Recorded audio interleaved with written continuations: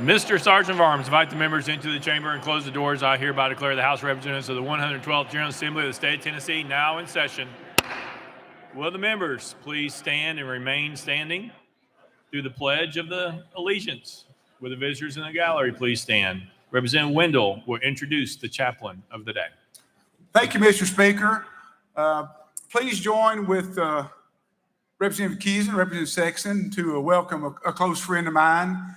And I'm going to say a couple of words about him and then step away from the podium and let Representative Sexton talk. The number one point I want to relay to this group about this man is he has got 2 top shelf children. He's got a son and a daughter. He and his wife, Starla, have done a great job in raising his children. And they are both a credit to their mom and dad. They're both very successful. And Brother Bobby, clear me up about this. Both of them are with child at this juncture, right? He's expecting 2 grandkids, one from each of his children. And they both are going to be living close to you and your wife, right? Lord willing. I mean, he's a blessed man, but he's blessed because he dedicated his life to raise 2 children the way they should be raised. And they're a great reflection on him, his wife, his parents, and also his church. But with that, please welcome him. I'm going to turn it over to Jerry Sexton. Thank you, Representative Wendell. I got to know Bobby Stewart when I came to the State House 8 years ago, and it's been a blessing to know him. He has the great honor of preaching the gospel of Jesus Christ, and that's the greatest honor anyone could ever have, is to stand behind the pulpit and receive a message from heaven that you have to give to the people. And I had the opportunity to go a few years ago with a Capital Commission Bill Geisel led a trip to Israel, and Brother Bobby and Brother Keesley, myself, and some more got to go and share a trip to Israel. Got to know him even better there. He's a wonderful man that travels around the United States. He's going to state houses all over the country, preaching and teaching and doing what he's doing here today. So he's my good friend, brother in Christ, and I love him, and I want to turn it over to him and let him offer the prayer of the day. Brother Bobby. Wow, let's bow for prayer. My Heavenly Father, I love you. I thank you for the privilege to be in this place today. I want to thank you for allowing us to live in the United States of America, and we are so blessed to live in a great state of Tennessee. You've been good to us, and I want to bless you for blessing us. I want to thank you for this body of men and women who have given their lives to serve our state. But I pray for them today, Lord, because they need your wisdom and they need your help. They have a huge undertaking. And I pray that they'll operate this day under the convictions of truth and principle. And I pray that you will help them to operate with the character of righteousness. Lord, I want to thank you for Calvary, your shed blood and the empty tomb. As we edge closer to Easter, we are reminded of the great work that you did for us on the cross. And I pray most importantly for this body of men and women and those that are hearing us this morning, that they'll know the peace of God and the joy of the Lord. And no matter what they do in their life here, when they press their dying pillow, they can leave this world with peace because they know you. And I want to thank you for the privilege of being able to do that. Thank you. Thank you for making yourself known and revealing yourself to us and giving us access to you by faith. Now bless this proceeding and those that are in charge. Guide us with your spirit, with your word, we pray in Jesus' name. Amen. Representative, which one? Wendell would lead us, or Sexton, or Keesley would lead us, pledge. Thanks again, Brother Stewart. We're glad you're here. Join me in the pledge. Pledge allegiance.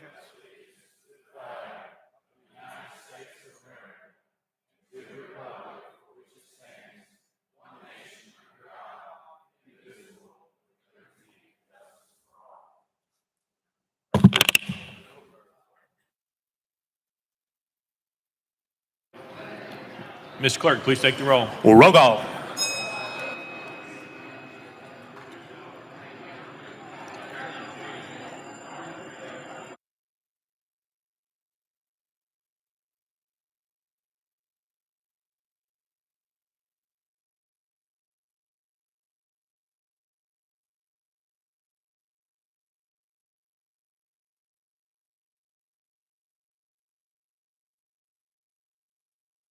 Mr. Clerk, please take the roll. Mr. Speaker, 92 members present. Let the journal reflect Representatives Carringer, Powell, Hawk are excused. Next order, Mr. Clerk. Welcoming and honoring Welcoming and honoring Representative Reagan, you are recognized. Colleagues, members, before I ask the Sergeant at Arms to escort our guests in, we're going to be doing something a little bit different this time.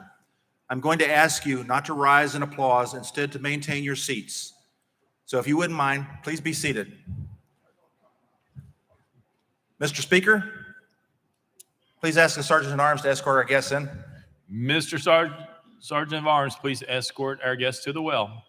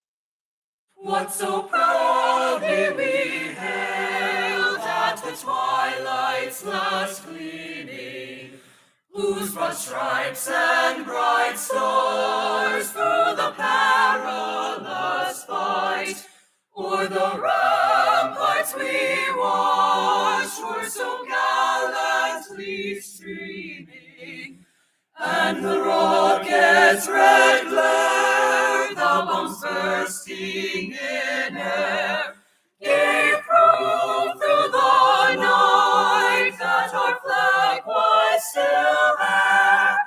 Who saved us that star-spangled banner yet wave o'er the land of the free and the home of the brave.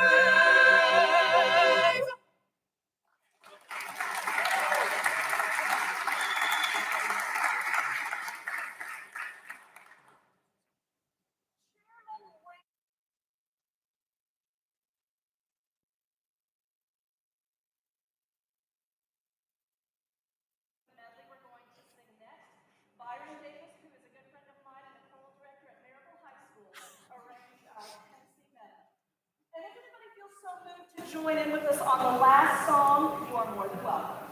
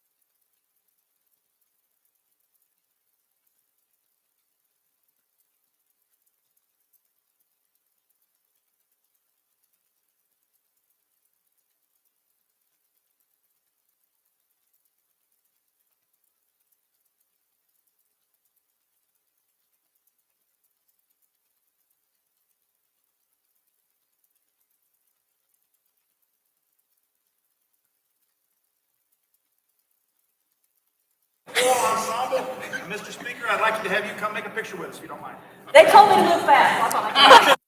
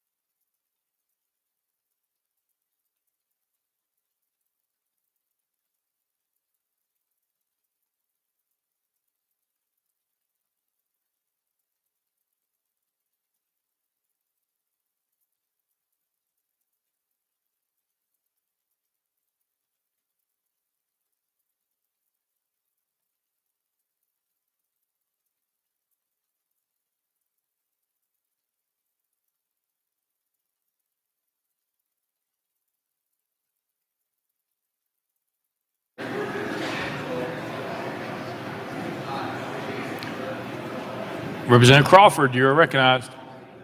Thank you, Mr. Speaker. I request that the Sergeant of Arms escort our guest into the chamber. Mr. Sergeant of Arms, please escort the guests to the well.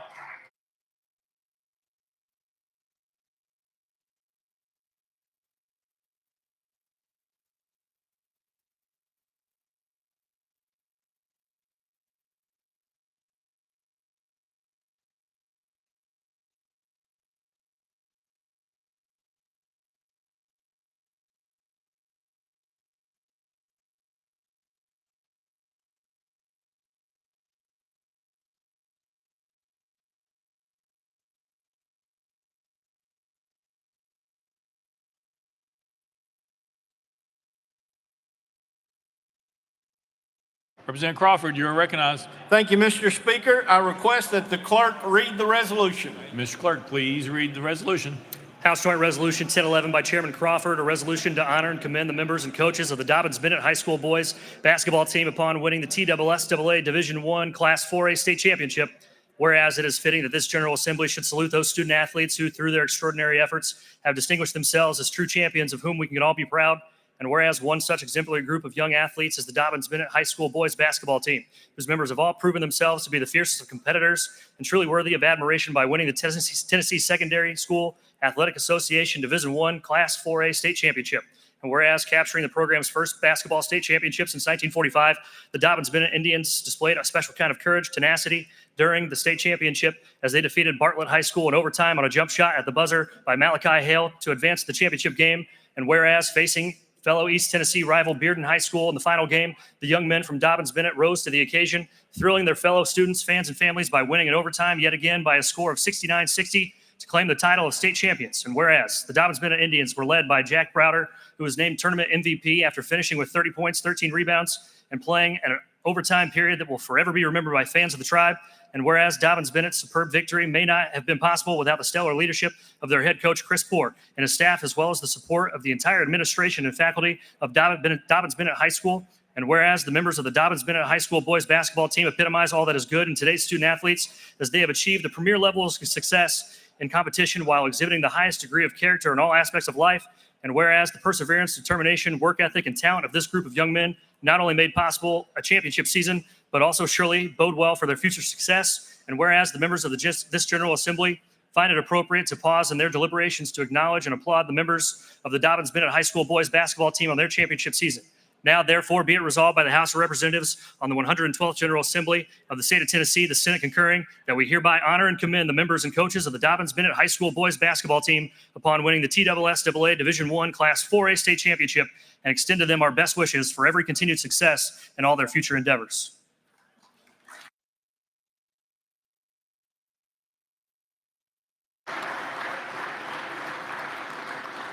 Representative Crawford, you're recognized. Thank you, Mr. Speaker. Members, it is my great honor to be able to welcome Dobbins-Bennett Indian High School boys basketball team upon winning the TSSAA Division I Class 4A state championship. This team won the school's first basketball championship since 1945. with a winning score of 69-60, beating Bartlett High School in overtime. Jack Browder was named the most valuable player with 30 points and 13 rebounds. And the team's coach, Mr. Chris Poore, the entire staff, coaches, I know we have the principal of Dobbins-Bennett High School here with us as well, has made our community so proud and just made a fire and makes everybody feel good in our community just knowing what these guys accomplished. And we're so very proud of them. And Mr. Speaker, if you will allow me to step out of the way, I would like to introduce Senator Lombard. Senator Lombard, you're recognized. Thank you, Mr. Speaker. And gentlemen, you are rock stars. And I'll tell you, I chatted members with the team beforehand, told them this is not the ceiling of their career, it's the floor. It's only going to get better from here. Success is a moving target. And I tossed you to look back at the speaker. And you may not know it, but he was in the Arby's Classic. And there's a lot of support for you. Mr. Speaker, thank you. Team members, keep going. I want to hear lots more about what you're going to do. Thank you.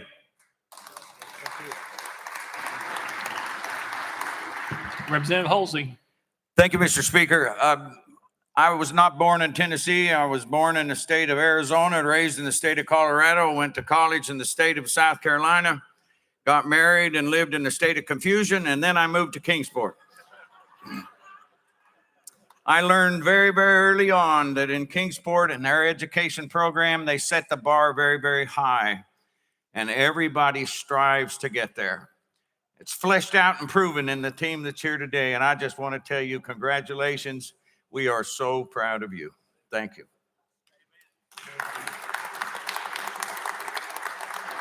Representative Crawford. Thank you, Mr. Speaker. At this time, I'd like to recognize Coach Chris Poore for a few words.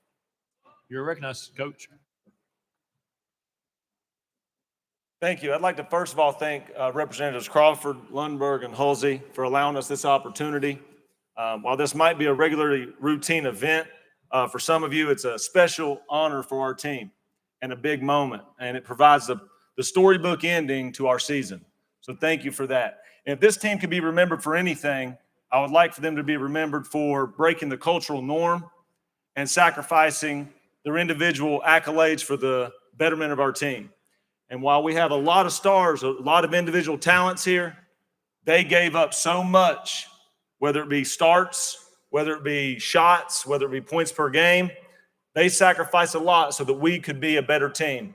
And that will carry on and be remembered forever. And they've accomplished at the highest level. And it's not always that the guys that sacrifice accomplish at the highest level.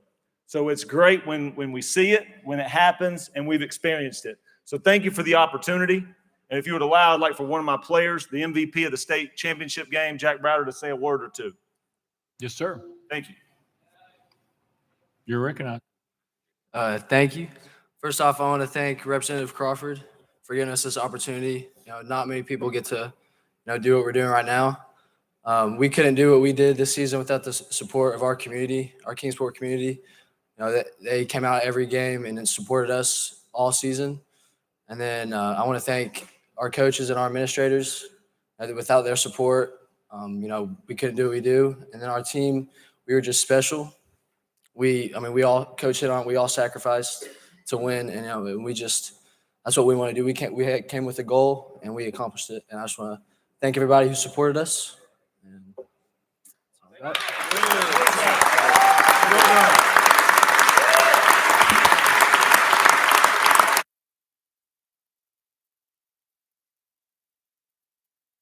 On behalf of the Speaker of the House, the Lieutenant Governor, the Governor, and all your Northeast Tennessee guys here, we want to present you with this, and I'll get you your frame copy soon.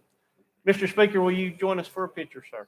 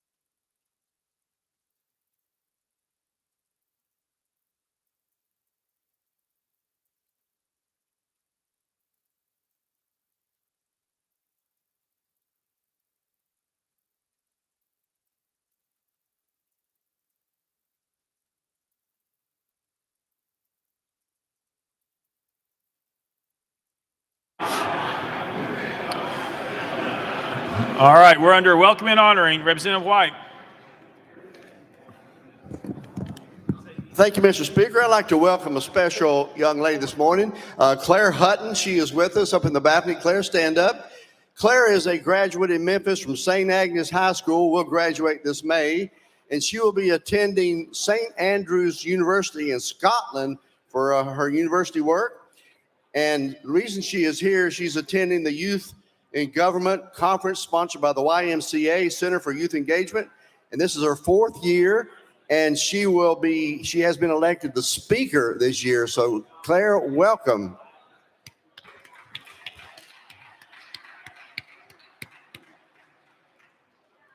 Representative Sapicki. Thank you, members. I have some guests in the shadow today. I have Shannon and Joel Slisser from Murray County. They're homeschoolers. If you'll stand up, Joel, and give them a warm welcome. And Mr. Speaker, I was at the Sounds game last night, and there was this older gentleman that stepped to the mound and delivered a perfect strike. I think Tim Corbin from Vanderbilt wants to talk to you about college eligibility. Representative Doggett. Thank you, Mr. Speaker. Members, I have with me today, coming from Giles County, Boy Scout Troop 462 up here to my right. If y'all would help them feel welcome.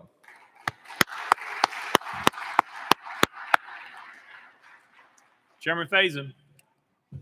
Thank you, Mr. Speaker. Members, the last couple of years, we haven't been able to have a whole lot of pages. And I don't know if some of y'all even remember what pages are, but they're the ones that help us in the back. They come and bring you amendments and all kind of stuff. Well, I have my 2 youngest boys. One of my boys wasn't even born when I got here. This is Tucker Nasser. Y'all wave at everybody.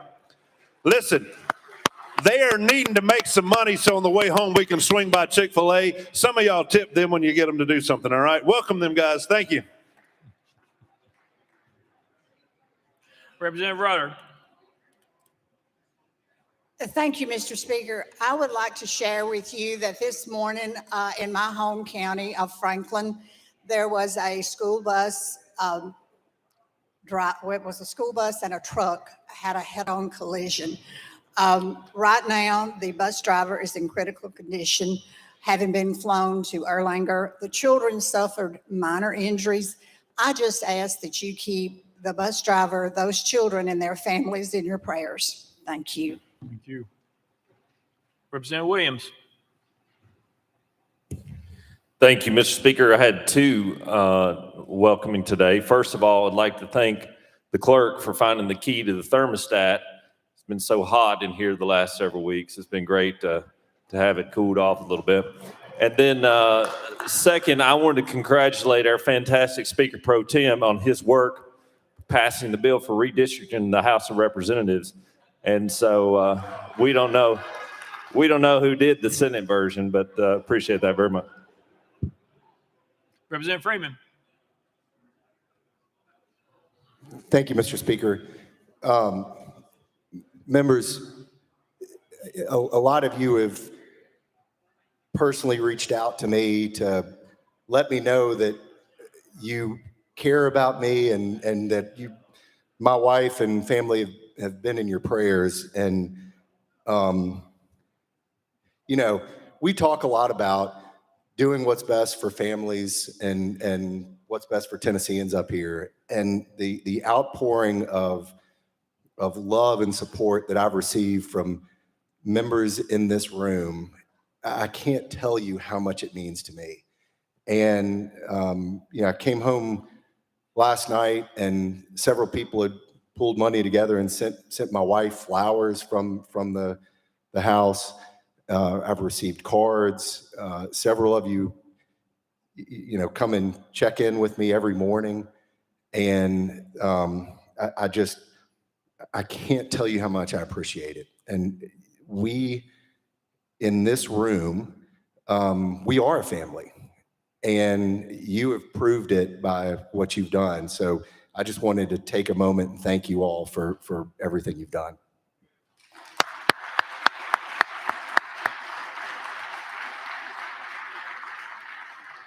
Representative Wendell. Mr. Speaker and members, Kelly Keeson and I would like to welcome actually my neighbor or neighbors from Clay and Overton County, the Willow Grove Mennonite School. Please make them welcome.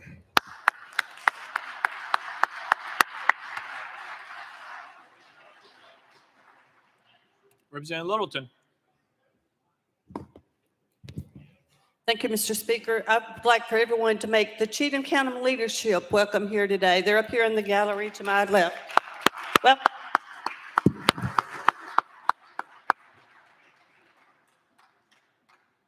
Representative Parkinson. Thank you, Mr. Speaker. Mr. Speaker and members, and I hate to be standing up here and having to announce these things, but we've had several tragedies in our communities, and this is one of them too. Our friend and one of my personal friends, we lost him in an accident.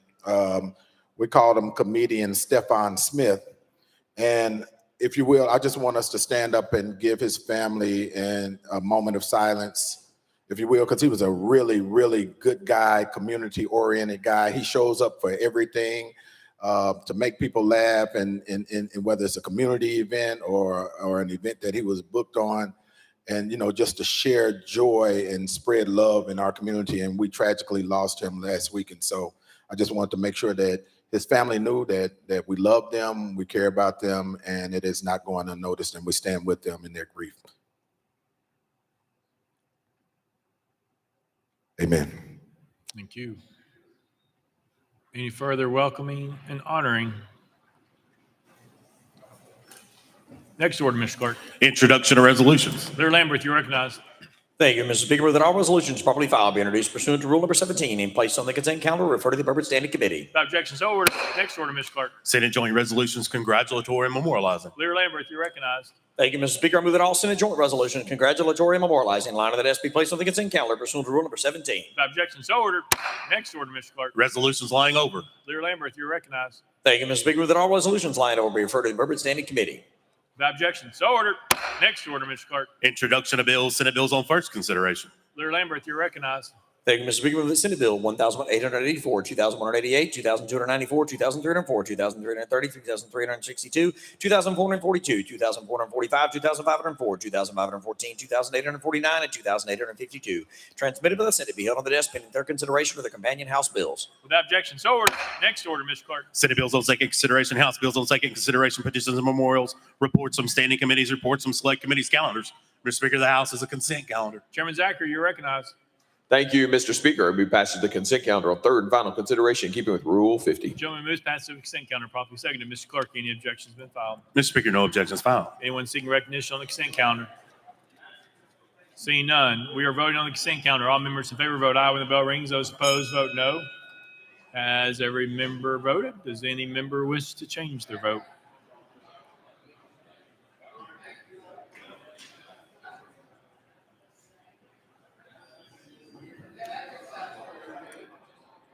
Mr. Clerk, please take the vote. Ayes 91, no nays. Having received constitutional majority, I declare consent calendar passed without objection. The most for each series table. Next order, Mr. Clerk. Mr. Speaker, the House has a regular calendar. Call out first bill, Mr. Clerk. House Bill 1924 by Deputy Speaker Johnson relative to nursing home assessment. Deputy Speaker Johnson, you're recognized. Thank you, Mr. Speaker. I move passage of House Bill 1924 on third and final consideration. Deputy Speaker moves passage. Properly seconded. Mr. Clerk, any amendments been filed? Mr. Speaker, no amendments filed. Deputy Speaker Johnson, you're recognized. Thank you, Mr. Speaker. House Bill 1924 extends the nursing home annual assessment fee to June 30th, 2023. I renew my motion. Deputy Speaker Johnson renews the motion. Any discussion on the bill? Seeing none. Any objection to the question? Seeing none. All those in favor of House Bill 1924 vote aye when the bell rings. Those opposed vote no. As every member voted, does any member wish to change their vote?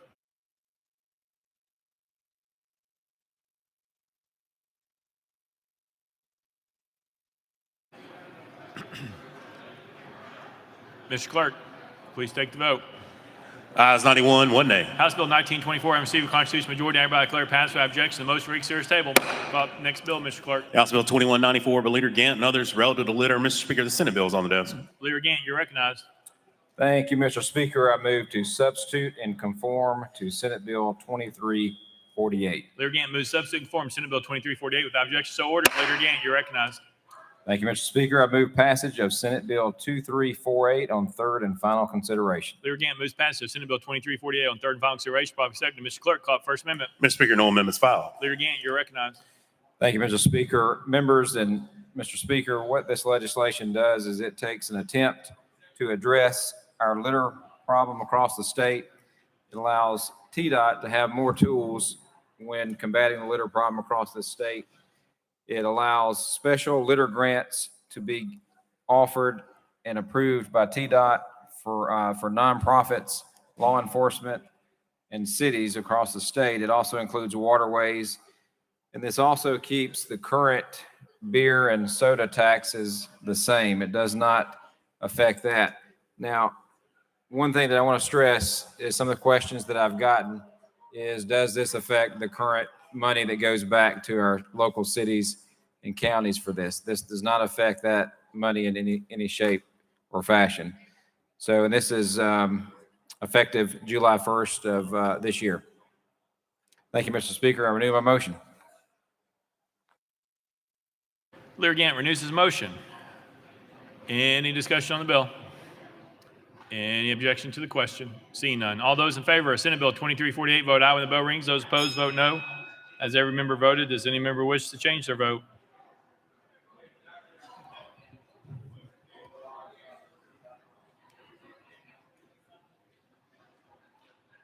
Mr. Clerk, please take the vote. Ayes 92, no nays. Senate Bill 2348 having received constitutional majority, I hereby declare passed without objection. The motion reconsiders table.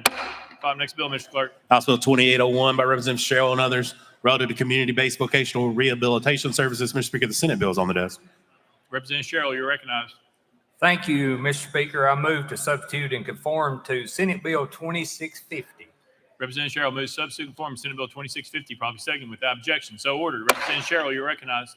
Thank you, Mr. Speaker. I move passage of Senate Bill 2650 on third and final consideration. Representative Sherrill moves passage of Senate Bill 2650 on third and final consideration, properly seconded. Mr. Clerk, call up First Amendment. House Health Committee Amendment Number 1. Mr. Speaker, it's the same as Senate Amendment Number 1. Chairman Terry, you're recognized.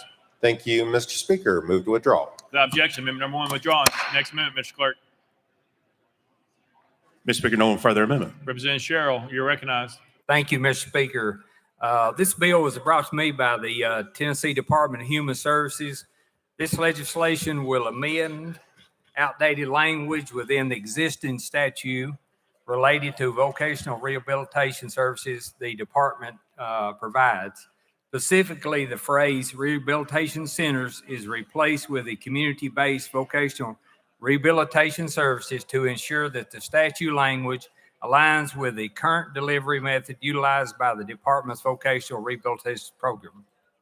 I renew my motion. Representative Sherrill renews his motion. Any discussion on the bill?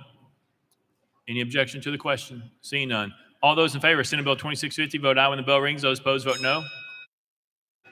Has every member cast their votes? Any members change your vote?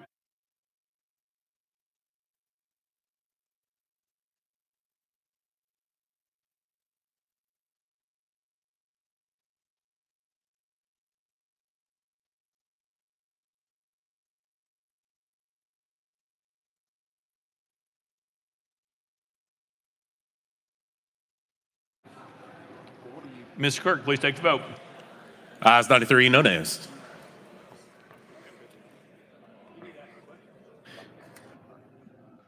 Senate Bill 2650 having received a constitutional majority, I hereby declare passed without objection. The motion reconsiders table. Call up next bill, Mr. Clerk. House Bill 2146 by Speaker Pro Tem Marsh and others relative to commercial driver's licenses. Speaker Pro Tem Marsh, you're recognized. Thank you, Mr. Speaker. I move passage of HB 2146 on third and final consideration. Speaker Pro Tem Marsh moves passage, properly seconded. Mr. Clerk, call up First Amendment. House Transportation Committee Amendment Number 1. Chairman Howell, you're recognized. Thank you, Mr. Speaker. Move to adopt and defer to the Speaker for explanation.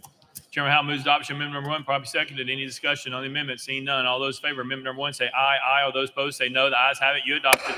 Next amendment, Mr. Clerk. Mr. Speaker, no further amendments. Speaker Pro Tem Marsh, you're recognized. Thank you, Mr. Speaker. This bill comes from the governor's office and with the help of the Department of Safety, who really worked on this very hard with Chairman Howell and Senator Bailey and I in the Department of Safety, especially Elizabeth Stroker, has been tremendously helpful. This bill will deregulate the process of obtaining a commercial driver's license, removing barriers while ensuring the safety of all Tennesseans. Drivers will help increase the number of commercial drivers, which in turn will address the shortage of truck drivers and reduce the problems involving a supply chain shortage. This bill creates opportunities for more school bus drivers and expands the intra-state driving program for those under 21 years of age. This bill also creates new opportunities for our truck partners, such as the Tennessee College of Applied Technology, higher education school systems, local school systems, trucking organizations, and businesses throughout Tennessee to help expand the availability of commercial driving skill tests at locations other than the state driver's license service centers. This bill will also set up a mechanism to create programs with other state agencies to help increase the number of truck drivers, including the Department of Corrections, the Department of Labor, Department of Military, Department of Veteran Services, and any other agencies that might want to get involved. With that, I'll take questions and I'll renew my motion. Speaker Pro Tem Marsh renews his motion. Any discussion on the bill? Seeing none, any objection to the question? Seeing none. All those in favor of House Bill 2146 as amended, vote aye when the bell rings. Those opposed, vote no. Has every member voted? Does any member wish to change their vote?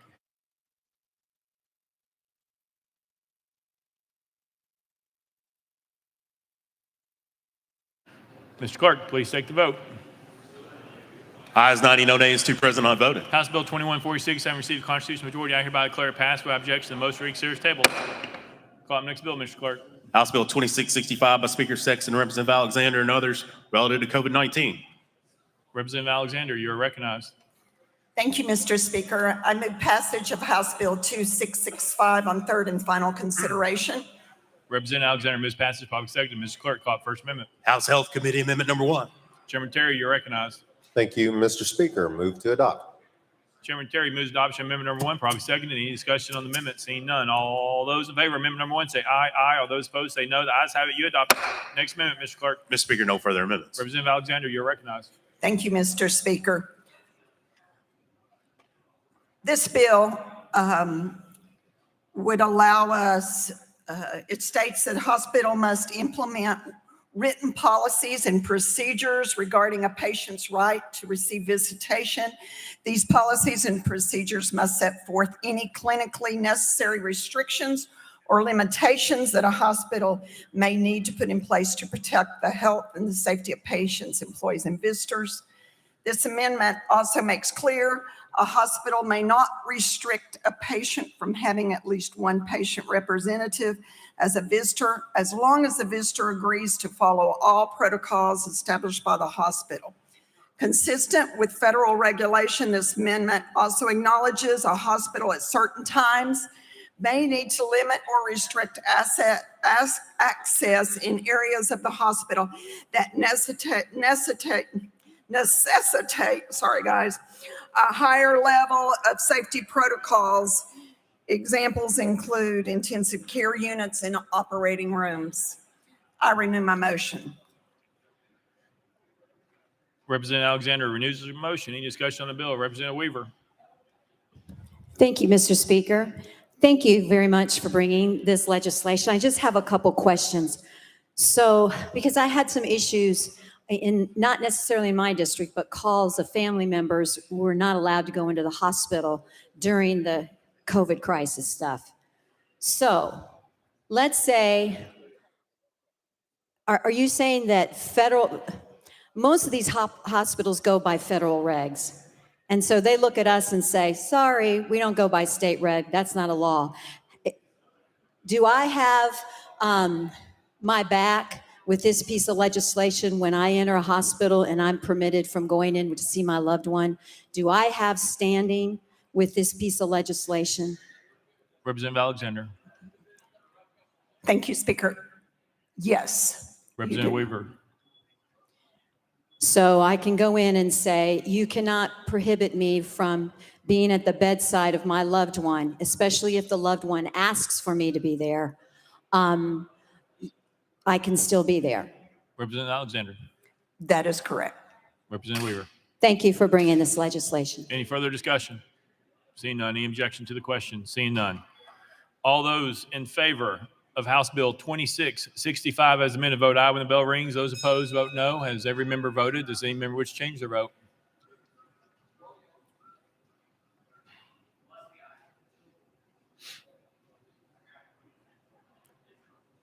Mr. Clerk, please take the vote. Ayes 92, no nays. House Bill 2665 having received a constitutional majority, I hereby declare passed without objection. The motion to reconsider is tabled. Let the journal reflect Representatives Chisholm and Potts are excused. Call up next bill, Mr. Clerk. House Bill 2712, but Chairman Howe, relative to children, Mr. Speaker, the Senate bill is on the desk. Chairman Howell, you're recognized. Thank you, Mr. Speaker. I move passage of House Bill 2712 on third and final consideration. Chairman Howell moves passage, probably second.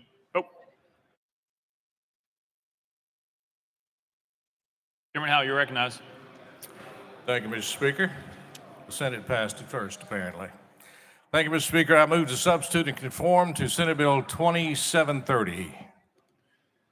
Chairman Howell moves substitute and conform in Senate Bill 2730, probably second without objection. So ordered. Chairman Howell, you're recognized. Thank you, Mr. Speaker. I move passage of Senate Bill 2730 on final consideration, third and final consideration. Chairman Howell moves passage of Senate Bill 2730 on third and final consideration, probably second. Mr. Clerk, call up First Amendment. House Civil Justice Committee Amendment number 1, Mr. Speaker, it's the same as Senate Amendment number 1. Chairman Farmer, you're recognized. Thank you, Mr. Speaker. Move to withdraw. Chairman Farmer, without objection, amendment number 1 withdrawn. Next amendment, Mr. Clerk. Mr. Speaker, no further amendments. Chairman Howell, you're recognized. Thank you, Mr. Speaker. This bill is the result of the Joint Refugee Study Committee appointed by the Speaker and Lieutenant Governor. It contains recommendations from the committee's final report. This bill requires residential child care agencies to disclose all contracts and agreements with third parties to provide care, housing, or placement for children in Tennessee. The bill was drafted in consultation with the Department of Children's Services, who is deferred on the bill. With that, Mr. Speaker, I renew my motion. Chairman Howell renews his motion. Any discussion on the bill? Any objection to the question? Seeing none. All those in favor of Senate Bill 2730 vote aye when the bell rings. Those opposed vote no. As every member voted, does any member wish to change their vote? Right aye.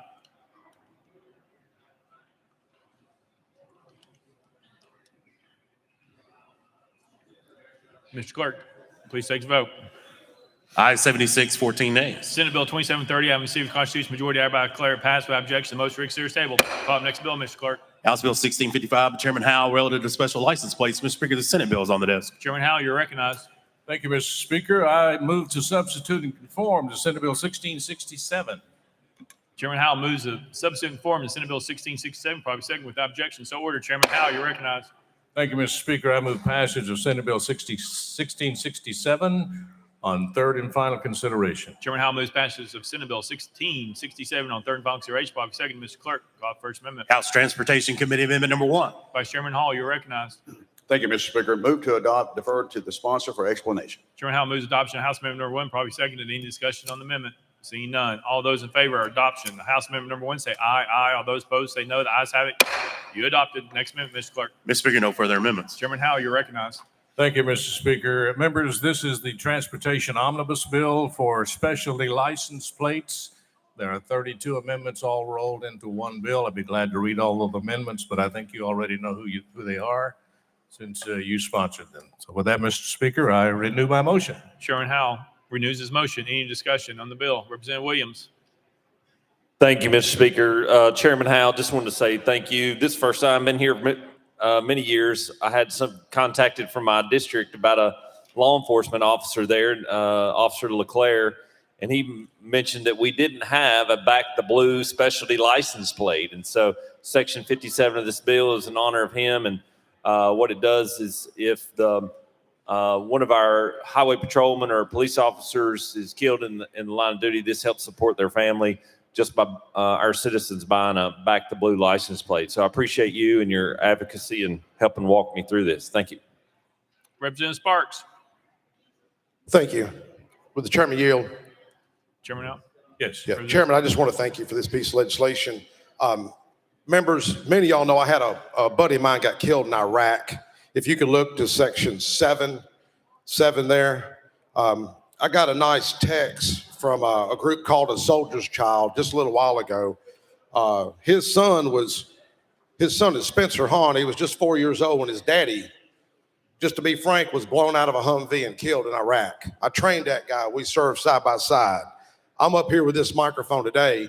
He got killed in Iraq. I questioned that. But I had a young lady approach me about running a license plate for off-roaders, Jeep enthusiasts, four-wheel drive enthusiasts, all-terrain enthusiasts. So we tried to run a Jeep license plate. Well, we're calling it Explorer, Tennessee. Wendy Lloyd, stand up, Wendy. Let me tell you what this lady did, folks. Tell me if this ain't a God thing. God thing.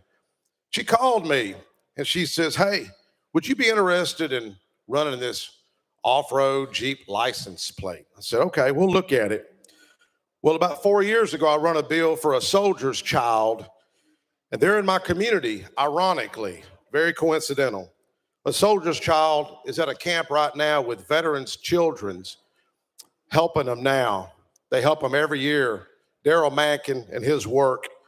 But when she called me, a soldier's child never sold a license plate, folks. They never sold not one license plate. It's a task to sell 1,000 license plates. Let me tell you what this woman done.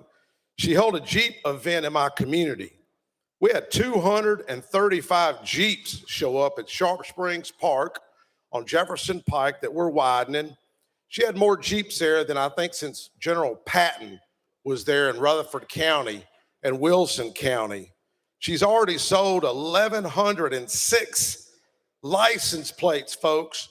Those proceeds, she agreed, is going to benefit a soldier's child, to benefit all those kids of our veterans that have lost their life in Iraq, Afghanistan, and other parts of the world. Folks, y'all give it up for Wendy here for all the work she's done. God bless you, Wendy. Thank you. Thank you, Chairman, for your work, too. Any objection to the question? Seeing none. All those in favor of Senate Bill 1667 as amended, vote aye. When the bell rings, those opposed, vote no. As every member voted, does any member wish to change their vote?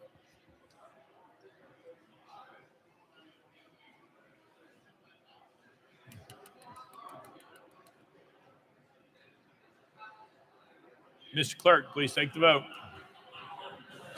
Ayes 91, no nays. Senate Bill 1667 has received the constitutional majority. I hereby declare passed without objection. The motion reads serious table. Call up next bill, Mr. Clerk. House Bill 1654 by Chairman Howell relative to transportation infrastructure. Mr. Speaker, the Senate bill is on the desk. Chairman Howell, you're recognized. Thank you, Mr. Speaker. I move to substitute and conform to Senate Bill 1668. Chairman Howell moves substitute conform Senate Bill 1668. Probably second without objection. So ordered. Chairman Howell. Thank you, Mr. Speaker. I move passage of Senate Bill 1668 on third and final consideration. Chairman Howell moves passage of Senate Bill 1668 on third and final consideration. Probably second. Ms. Clerk, call First Amendment. House Transportation Committee Amendment number 1, Mr. Speaker, it's the same as Senate Amendment number 2. Vice Chairman Howell, you're recognized. Oh, Vice Chairman Hall, you're recognized. Thank you, Mr. Speaker. Move to withdraw. Without objection, amendment number 1 withdrawn. Next amendment, Mr. Clerk. House Finance Ways and Means Committee Amendment number 1, Mr. Speaker, it's filed as Amendment 2. Vice Chairman Baum, you're recognized. Thank you, Mr. Speaker. I move for adoption and defer to the sponsor for an explanation. Vice Chairman Baum moves adoption of amendment number 2, probably second. Any discussion on the amendment? Seeing none. All those in favor of amendment number 2 say aye. Aye. All those opposed say no. The ayes have it. You adopted. Next amendment, Mr. Clerk. House Finance Ways and Means Committee Amendment number 2, filed as House Amendment 3. Vice Chairman Baum, you're recognized. Thank you, Mr. Speaker. I move for adoption and defer to the sponsor for an explanation. Vice Chairman Baum moves adoption of amendment number 3, probably second. Any discussion on the amendment? Seeing none. All those in favor of amendment number 3 say aye. Aye. All those opposed say no. The ayes have it. You adopted. Next amendment, Mr. Clerk. House Finance Ways and Means Committee Amendment number 3, filed as House Amendment 4. Vice Chairman Baum, you're recognized. Thank you again. I move for adoption and defer to the sponsor for an explanation. Vice Chairman Baum moves adoption of amendment number 4, probably second. Any discussion on the amendment? Seeing none. All those in favor of amendment number 4 say aye. Aye. All those opposed say no. The ayes have it. You adopted. Next amendment, Mr. Clerk. Mr. Speaker, no further amendments. Chairman Howell, you're recognized. Thank you, Mr. Speaker. By way of explanation, those amendments were late filed amendments for the Omnibus bill in transportation, so they were put on in finance. And with that explanation, Mr. Speaker, I would like to say that there are 72 road and bridge memorial designations in this omnibus bill. I normally don't mention any of them, but I think in this case, it's worth mentioning at least one of those designations to this body, because I think you'd want to know. One amendment brought by Representative Vital designates I-75 bridge and a major intersection at exit 11 in Hamilton County as the State Representative Mike Carter Memorial Bridge, a dedicated. Yes.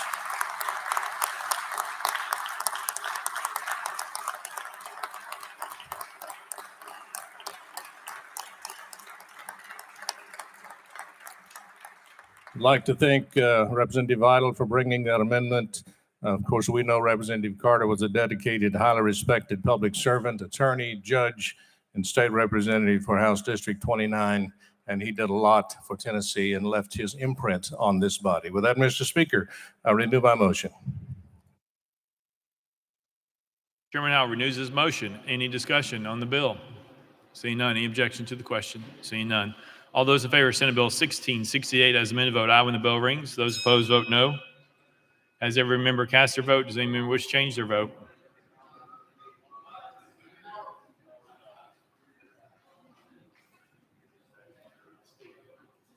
Mr. Clerk, please take the vote.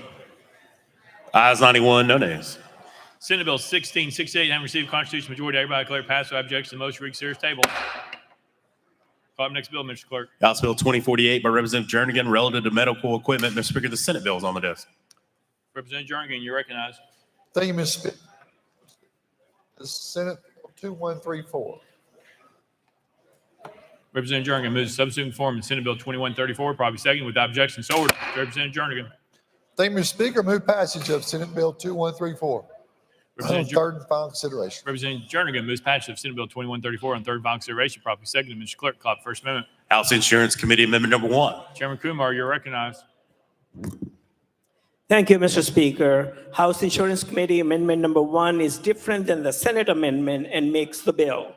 Therefore, Mr. Speaker, I move adoption of House Insurance Committee Amendment number 1 and defer to the sponsor for explanation. Thank you. Chairman Kumar moves adoption of House Amendment number 1, properly seconded. Any discussion on the amendment? Seeing none. All those in favor of adoption of House Amendment number 1 say aye, aye. All those say no. The ayes have it. You adopted. Next amendment, Mr. Clerk. Mr. Speaker, no further amendments. Representative Jernigan, you're recognized.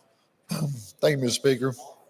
Members, this bill is very limited in scope to what's known as complex rehab technology, which in code is defined as high-end powered wheelchairs or manual wheelchairs, similar to what I'm sitting in. These chairs can run between $25,000 and $40,000. What the bill does is that if an insurance company issues a prior authorization, that prior authorization should be paid for at 100%. What's been happening is, and I went through this process recently, is that they'll issue the statement and then the vendor or the end user, the product will be provided, and then they'll come back and say, well, we should not have coded it this way, or we did an audit and we made a mistake and try to recoup that money. Basically, we're paying for the insurance company's mistakes, similar to surprise billing. So it just allows them to pay 100% of the authorization, and I'll be happy to answer any questions. Renew my motion. Representative Jernigan renews his motion. Any discussion on the bill? Seeing none. Any objection to the question? Seeing none. All those in favor of Senate Bill 2134 as amended vote aye when the bell rings. Those opposed vote no. As every member voted, does any member wish to change their vote? Ogles, aye.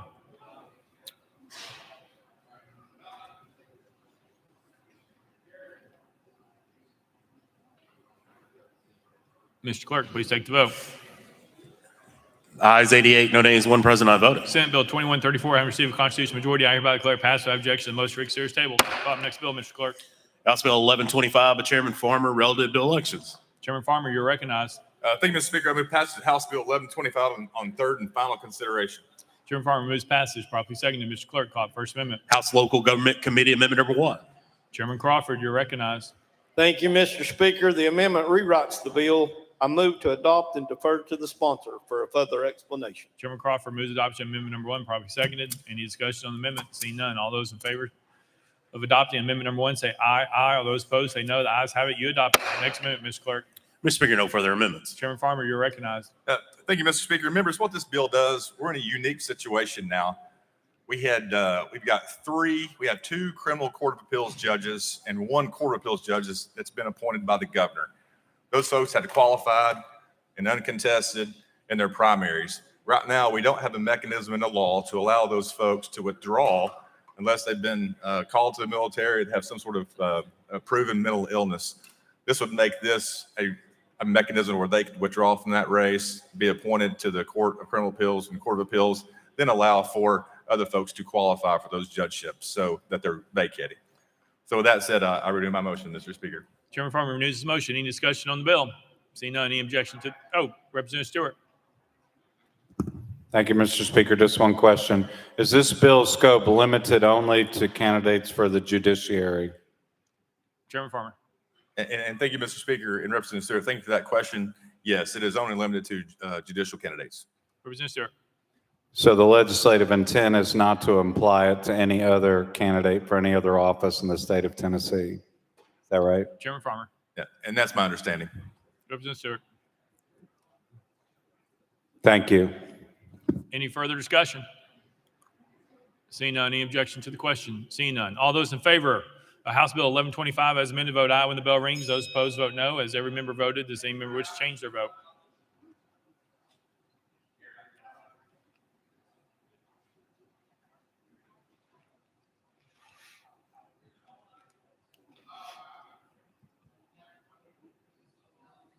Mr. Clerk, please take the vote. Ayes 88, one nay. House Bill 1125, having received constitutional majority act by declare passed without objection, the most read serious table. Next bill, Mr. Clerk. House Bill 2306 by Chairman Curcio and others relative to parole determinations. Chairman Curcio, you're recognized.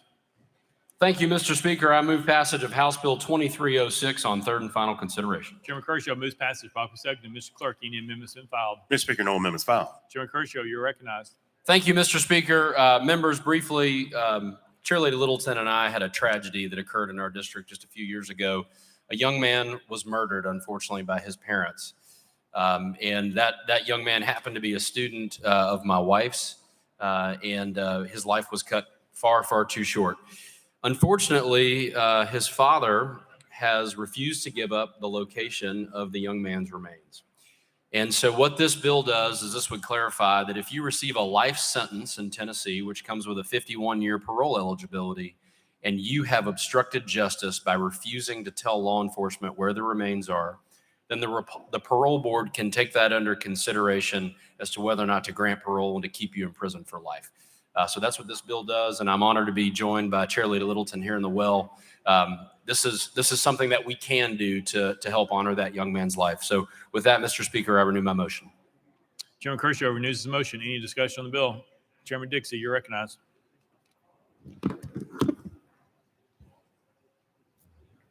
Thank you, Mr. Speaker. I just had a quick question about this. So at the time of the original sentencing, is that not taken into consideration? Chairman Curcio. Thank you, Mr. Speaker. Not necessarily. Oftentimes, a lot of folks don't understand that the life sentence in Tennessee, just a regular life sentence, comes with a 51-year parole eligibility. What's higher than that would be life without the possibility of parole. And then, of course, outside of that, you have the death penalty. So often, in this case, since there were no remains found, it's a much easier hurdle to jump in court to get life with the possibility of parole than it is to get life without the possibility of parole. So, the prosecutor did what they could, but technically this man does have a 51-year parole eligibility. Most people don't live that long in prison, but if he were to live that long, we want the parole board to be able to take that under consideration. Chairman Dixie. Thank you, Mr. Speaker. Any further discussion? Seeing none, any objection to the question? Seeing none. All those in favor of House Bill 2306, vote aye when the bell rings. Those opposed, vote no. As every member voted, does any member wish to change their vote? Freeman, aye.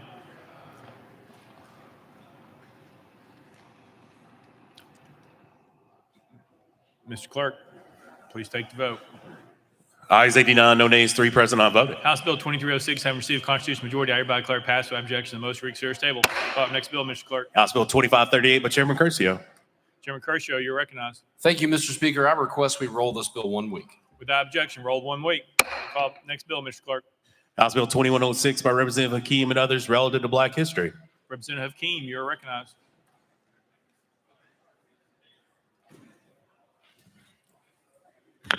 Thank you, Mr. Speaker. I move passage of House Bill 2106 on third and final consideration. Representative Hakeem moves passage. Properly seconded. Mr. Clerk, call the First Amendment. House Education and Instruction Committee Amendment number 1. Chairlady Moody, you are recognized. Thank you, Mr. Speaker. I move to adopt and defer to the sponsor for explanation. Chairlady Moody moves to adopt Amendment number 1. Properly seconded. Any discussion on the amendment? Seeing none. All those in favor of Amendment number 1 say aye. Aye. All those opposed say no. The ayes have it. You adopted. Next amendment, Mr. Clerk. House Finance Ways and Means Committee Amendment number 1. Mr. Speaker, is filed as House Amendment 2. Chairlady Hazelwood, you're recognized. Thank you, Mr. Speaker. I move for adoption and defer to the sponsor for an explanation. Chairlady Hazelwood moves adoption Amendment number 2. Properly seconded. Any discussion on the amendment? Seeing none. All those in favor of Amendment number 2 say aye. Aye. All those opposed say no. The ayes have it. You adopted. Next amendment, Mr. Clerk. Mr. Speaker, no further amendments. Representative Keem, you're recognized. Thank you, Mr. Speaker. I was fortunate enough to consult with and receive insight from my colleagues on both sides of the aisle in regards to House Bill 2106 to present you with a bill that most representatives will hopefully find acceptable. As amended, this legislation is under the auspices of the State Board of Education.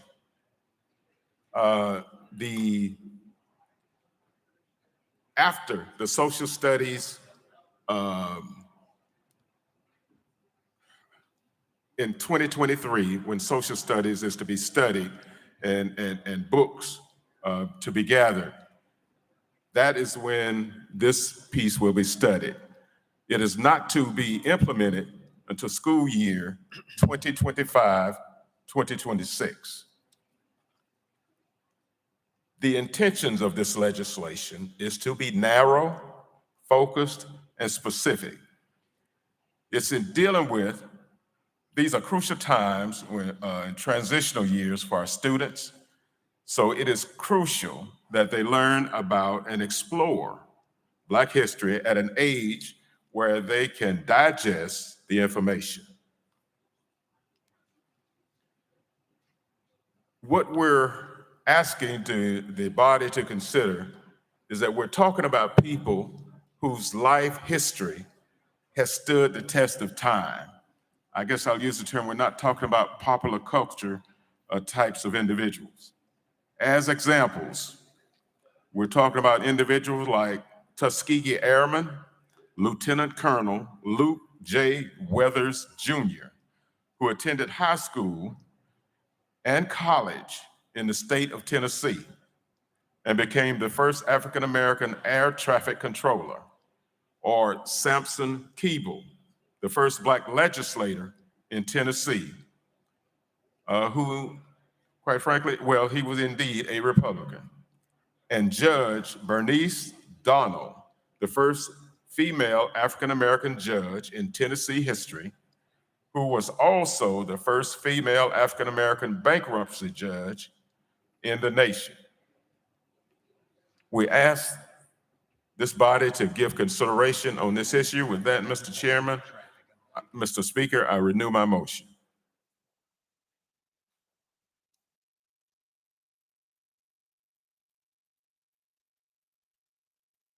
Oh, sorry about that. Representative Keem renews his motion. Any discussion on the bill? Chairman Farmer, you're recognized. Thank you, Mr. Speaker. Does sponsor yield? Sponsor, yes. Yeah, and I'm sorry, I wasn't on any of the committees that this came through. But just a question, are these not issues and topics that's already been taught in our schools? And if so, why do we need this piece of legislation? Representative Keem. Okay, it is not standard teaching in our schools. I use the term a haphazard concept at this time. What we're trying to do is to standardize this so that it'll be consistency. We're not talking about a separate book to teach this. All we're talking about is within that curriculum, social studies curriculum, that this be a chapter or whatever's appropriate within the social studies books. So to answer your question specifically, no, it is not being taught. The concept that is in the that is in the code now is that it may be taught, and we're trying to move it forward to where it will be taught. Chairman Farmer. And thank you, Mr. Speaker. And one follow-up question. Where would this curriculum and topics, where would it come from? Would it come through the State Board of Education? How would we pick, and would it be a burden on the locals to pay for, to update the curriculum, the textbooks, and whatever else they need to do? So where would this come from? Who would be involved in picking what needs to be taught where? Because I know that my daughter has learned a lot about Black history. She comes home telling me all kinds of things that she's learned in school. So I know at least she's been taught that. So I was just curious. Of course, you answered my first question, but my second question was who would pick what curriculum would taught where and how? Representative King. Thank you, Mr. Speaker. This would come from the State Board of Education. That is a controlling entity when it comes to curriculum, and it was shared, of course, with the LEAs. There is no additional cost factor because we are not asking this to be implemented until after the social studies review has been done in 2023. And then it would be 2025 before this would actually take place. So the fiscal note is not significant. Chairman Farmer. And thank you, Mr. Speaker. Thank you so much. Any further discussion? Seeing none, any objection to the question? Seeing none. All those in favor of House Bill 2106 as amended, vote aye when the bell rings. Those opposed, vote no. Has every member voted? Does any member wish to change their vote?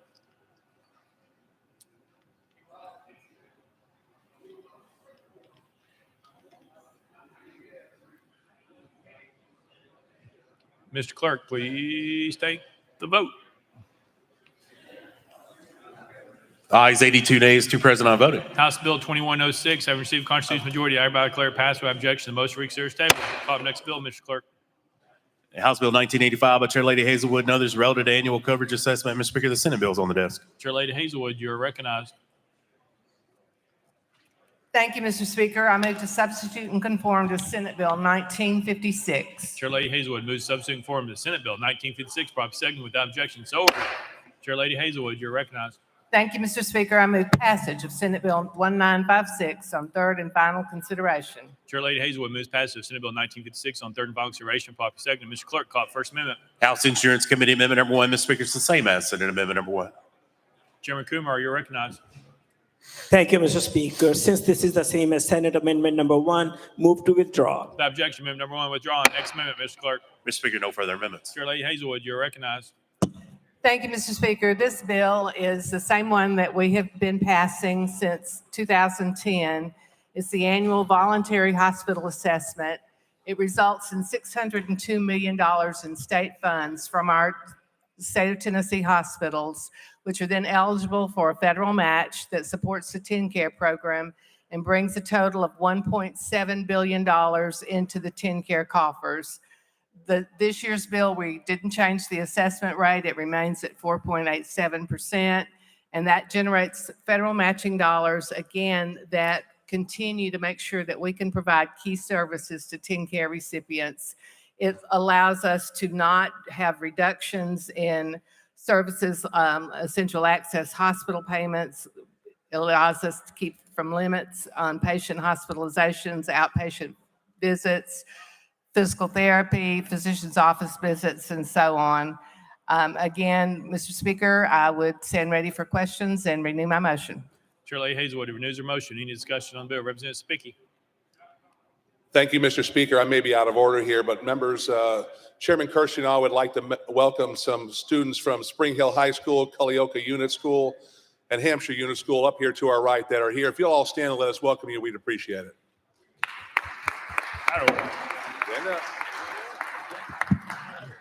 Representative Griffey. Thank you, Mr. Speaker. I'm also out of order, but I wish you would help me welcome Vice Principal Kyle Mallory and 40 of the Stewart County High School seniors here. They're up in the gallery. Please help me welcome them. Thank you. Out of order. Any further discussion?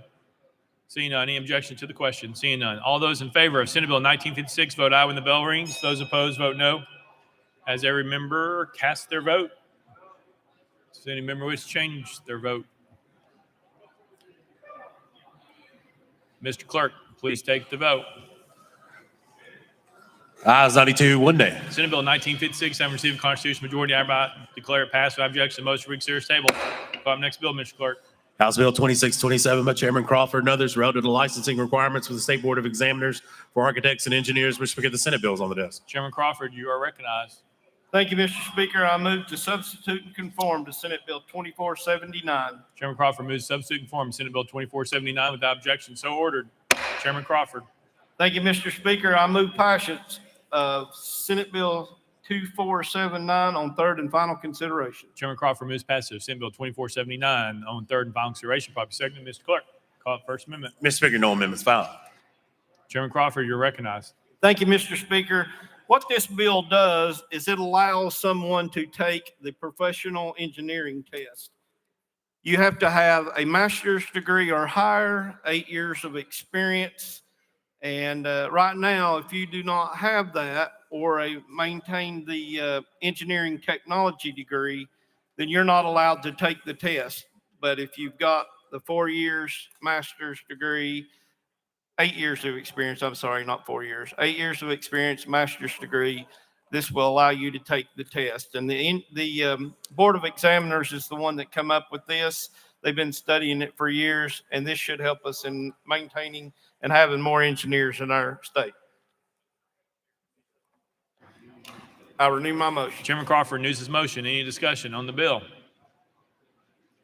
Seeing none, any objection to the question? Seeing none. All those in favor of Senate Bill 2479 vote aye when the bell rings. Those opposed vote no. Has every member cast their vote? Does any member wish to change their vote? Sapicki, aye. Rudd, aye.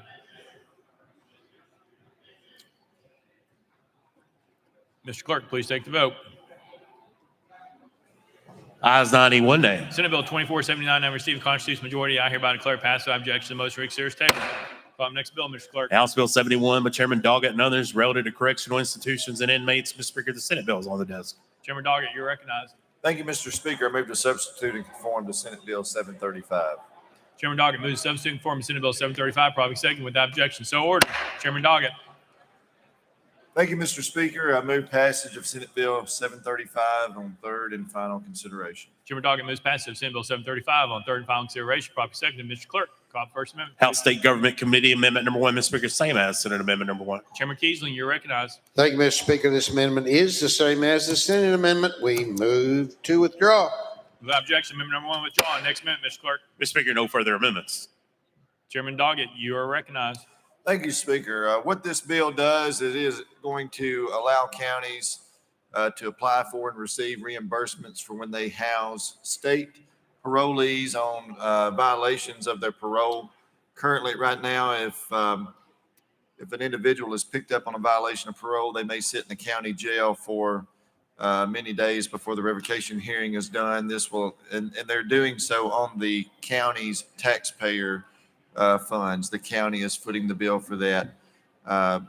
This would put it to where the counties can then start immediately drawing money from the Department of Corrections to pay for that state parolee while they sit there waiting their hearing. With that, Mr. Speaker, I renew my motion. Chairman Doggett renews his motion. Any discussion on the bill?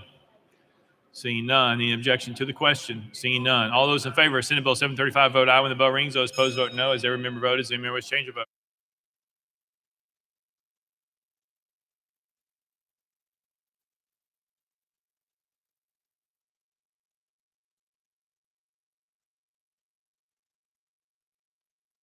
Mr. Clerk, please take the vote.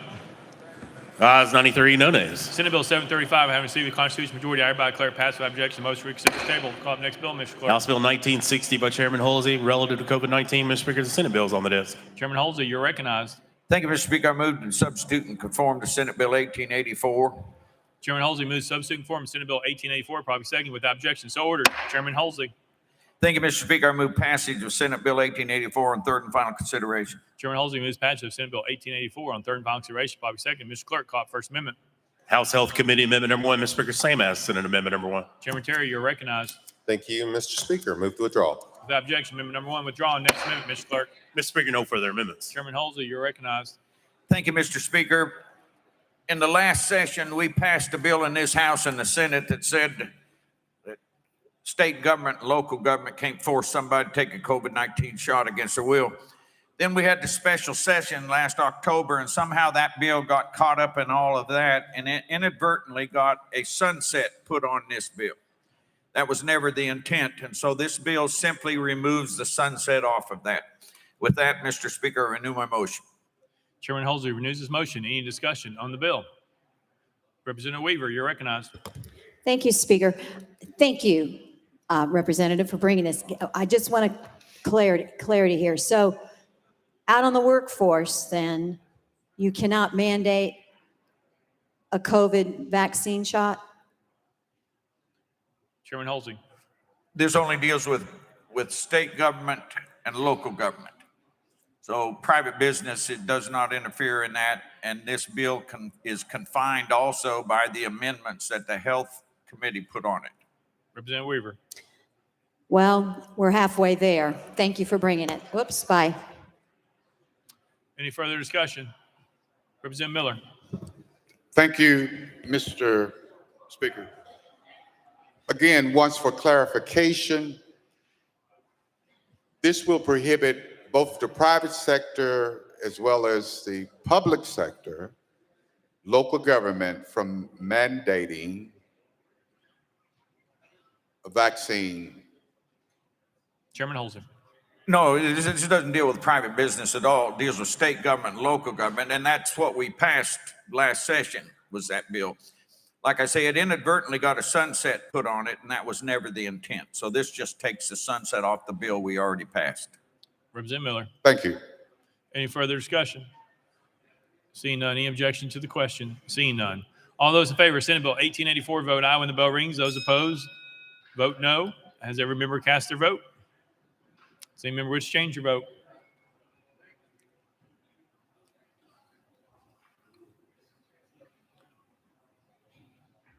Mr. Clerk, please take the vote. Aye, 71, 19 nays. Senate Bill 1884, having received a constitutional majority, I hereby declare passed without objection. The motion reads serious table. Next bill, Mr. Clerk. House Bill 2659 by Speaker Sexton and Chairman Rudd, relative to mega site contracts. Mr. Speaker, the Senate bill is on the desk. Chairman Rudd, you're recognized. Thank you, Mr. Speaker. I move to substitute and conform to Senate Bill 2204. Chairman Rudd moves to substitute conform Senate Bill 2204, probably second without objection. So ordered. Chairman Rudd. Thank you, Mr. Speaker.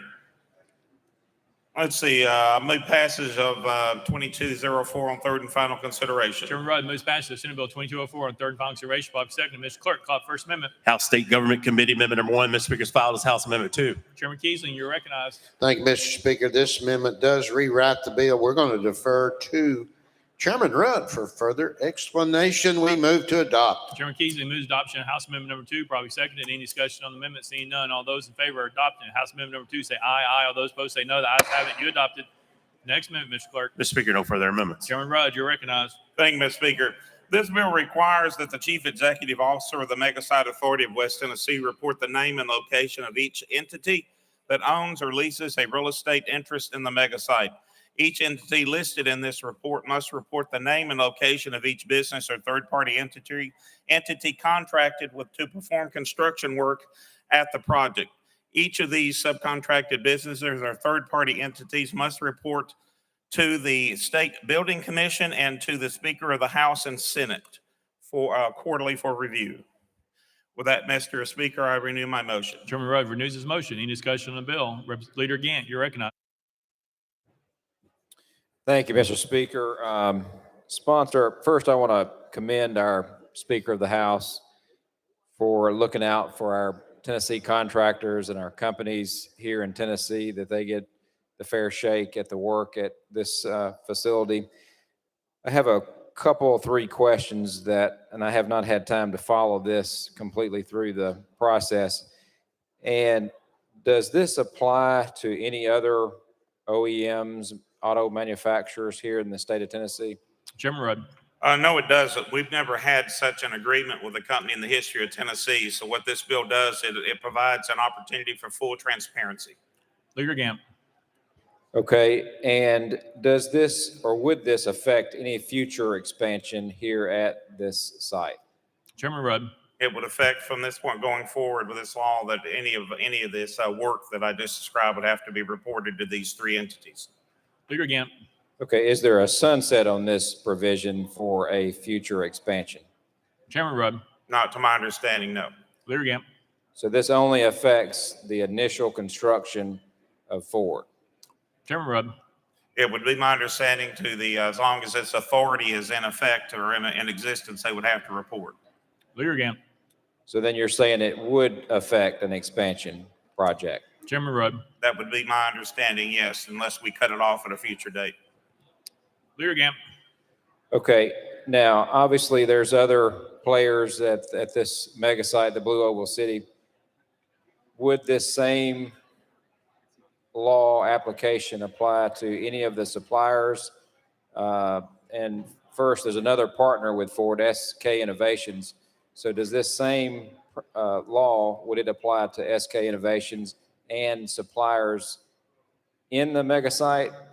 And does it affect any suppliers outside the mega site? Chairman Rudd. It would affect anything under the authority of the mega site authority. As you know, they operate like a city. This is a unique situation that the mega site is being almost incorporated. They're going to be operating water treatment and utilities and et cetera, like a city would. So as long as that authority is in existence and anything operating under that authority, they would have to report. Leader Gamp. So I guess I'm confused. So does it affect inside the mega site and outside the mega site? Chairman Rudd. Anything their only authority, as my understanding, is within the boundaries of the mega site. Anybody operating within the bill, each entity listed in this report, which would include that leases property or real estate at the mega site or does construction or subcontracting work on the mega site. Leader Gamp. Okay, so if it does affect outside the mega site, does this affect the infrastructure projects? Chairman Rudd. I didn't say it affected outside the mega site. It's anything with, I believe their only authority is within the boundaries of the mega site. Leader Gamp. All right, thank you, sponsor. Representative Parkinson. Mr. Speaker, you can take me off the list. Thank you. All right. Representative Shaw. Thank you, Mr. Speaker. Sponsor yield. Representative Shaw. I heard your answer to my colleague over there. Said this is the first time we've done this in. Why are we doing this to the biggest project we've had to come to the state of Tennessee? And it just so happens it's in West Tennessee, where we've been waiting a long time to come out of the wilderness. And now we're about to come out, and it looked like everybody's interested in doing whatever they need to do to make it hard on them. Can you explain that to me? Chairman Rudd. Thank you, Mr. Speaker. Again, this does not prevent anything from happening. We're here to declare that this is a bill to bring full transparency so that we know what's going on the mega site. We've never given a company or business or an authority like this before to any entity. So we need to know what's going on and make sure that all contracts and Tennessee laws are being conducted properly. And that's what this reports to do, so that the State Building Commission and the speakers of the House and Senate can overlook these contracts and the business being conducted to make sure they're within the law of Tennessee. That's all this bill does, is it creates a era of transparency. Representative Shaw. We do have a mega site authority board. You don't trust them? Chairman Rudd. It's not a matter of trust. It's a matter of just creating transparency so we know what's going on. Earlier this year, we had Tennessee businesses that were applying to do work on how much union participation was in their employee force, and that was not within Tennessee law. Representative Shaw. Well, ladies and gentlemen, I'm of the opinion that if we could move the mega site, we'd put it on the truck and haul it to someplace else. You know, we are excited about what's going on in West Tennessee, and yet we don't know. We see a lot of unforeseen progress being made. We're all afraid of some things, and we don't know how things are going to turn out. But I think we ought to at least be willing to trust the idea that we got success coming and not put a burden on success before it get here. I can't support this legislation because I don't think it's necessary because we never done this before. The folks out at General Motors is doing fine. Volkswagen is doing fine. We didn't do it to them. I don't know why we think we got to watch over Blue Oval day and night. Let's give them a chance, at least. Let's give them a chance. And if they don't do well, this legislative body can always come back and do whatever it needs to do to put Blue Oval in its place if it gets out of place. I just don't think it's fair for us to do these folks this way, and they haven't even gotten started. We're passing legislation, and they have not even gotten started good because we're saying we in here, but we don't trust you coming. I'm sorry, sir, but I can't support this kind of legislation. Thank you. Chairman Rudd. Thank you, everybody. Again, this legislation does not hamper or in any way interfere with the Blue Oval mega site or Ford or any other company coming there within this authority. It simply makes them report their activities to make sure they're operating within Tennessee law. We have never created an authority like this. Nissan, Saturn, Volkswagen, or any other major industrial site has never been created with this type of an authority. And we're doing this just to make sure, again, it's just reporting their activities to make sure they're operating within Tennessee law and obeying all labor contracts. And that's all it does. Representative Miller. Thank you, Mr. Speaker. As a co-sponsor of this legislation, I wanted some clarification. When initially I co-sponsored, I was supporting the idea of transparency. Why not? Government transparency. But in your statements a minute ago, you basically implied that this was an anti-union piece of legislation. Is that correct? Chairman Rudd. Oh, I did not in any way. Representative Miller. This is for reporting purposes only. Is that correct? Chairman Rudd. Yes. Representative Miller. If it's found out, based on what you've just suggested again, that if in fact they report to the bodies, the speaker, lieutenant governor, etc., and if it's found out through the reporting that a state law has been violated based on labor and contracting, what would happen at that point? Chairman Rudd. I would assume at that time either the Capitol Commission or the Speaker of the House or Speaker of the Senate would then contact them and let them know they may have done this accidentally. To avoid them getting in trouble, to make sure they would be contacted to make sure they're aware of a state law. Representative Miller. So based on that, Ford could be in the middle of a contract, they are in the process of building, and based on this reporting, I don't understand. Based on this reporting, would they be able to stop the construction at that point and say, look, the individuals that you have on the ground actually building are in violation of state law? What would happen at that point? Chairman Rudd. I think of a good example, I assume it'd be a good example. Let's say us as elected officials, whether it's in our financial disclosures or our reports or activities and campaign reporting, that we're making a mistake by not reporting something, or then somebody pointed that out to us that it's a mistake, we would correct it and do an amendment. They would do the same thing if they've accidentally made a mistake or accidentally violated state or federal law, and we pointed that out to them, they would go back and correct that. Representative Miller. I make an example that is very possible. Again, I'll use it again. Understanding your legislation based on what you've said, in fact, that once the report is made to the body, if in fact the body decides or determines that there may have been some violation as it relates to union workers, and keep in mind, these union workers are on the job as we speak. My question, would anybody be able to stop the construction at that time? Chairman Rudd.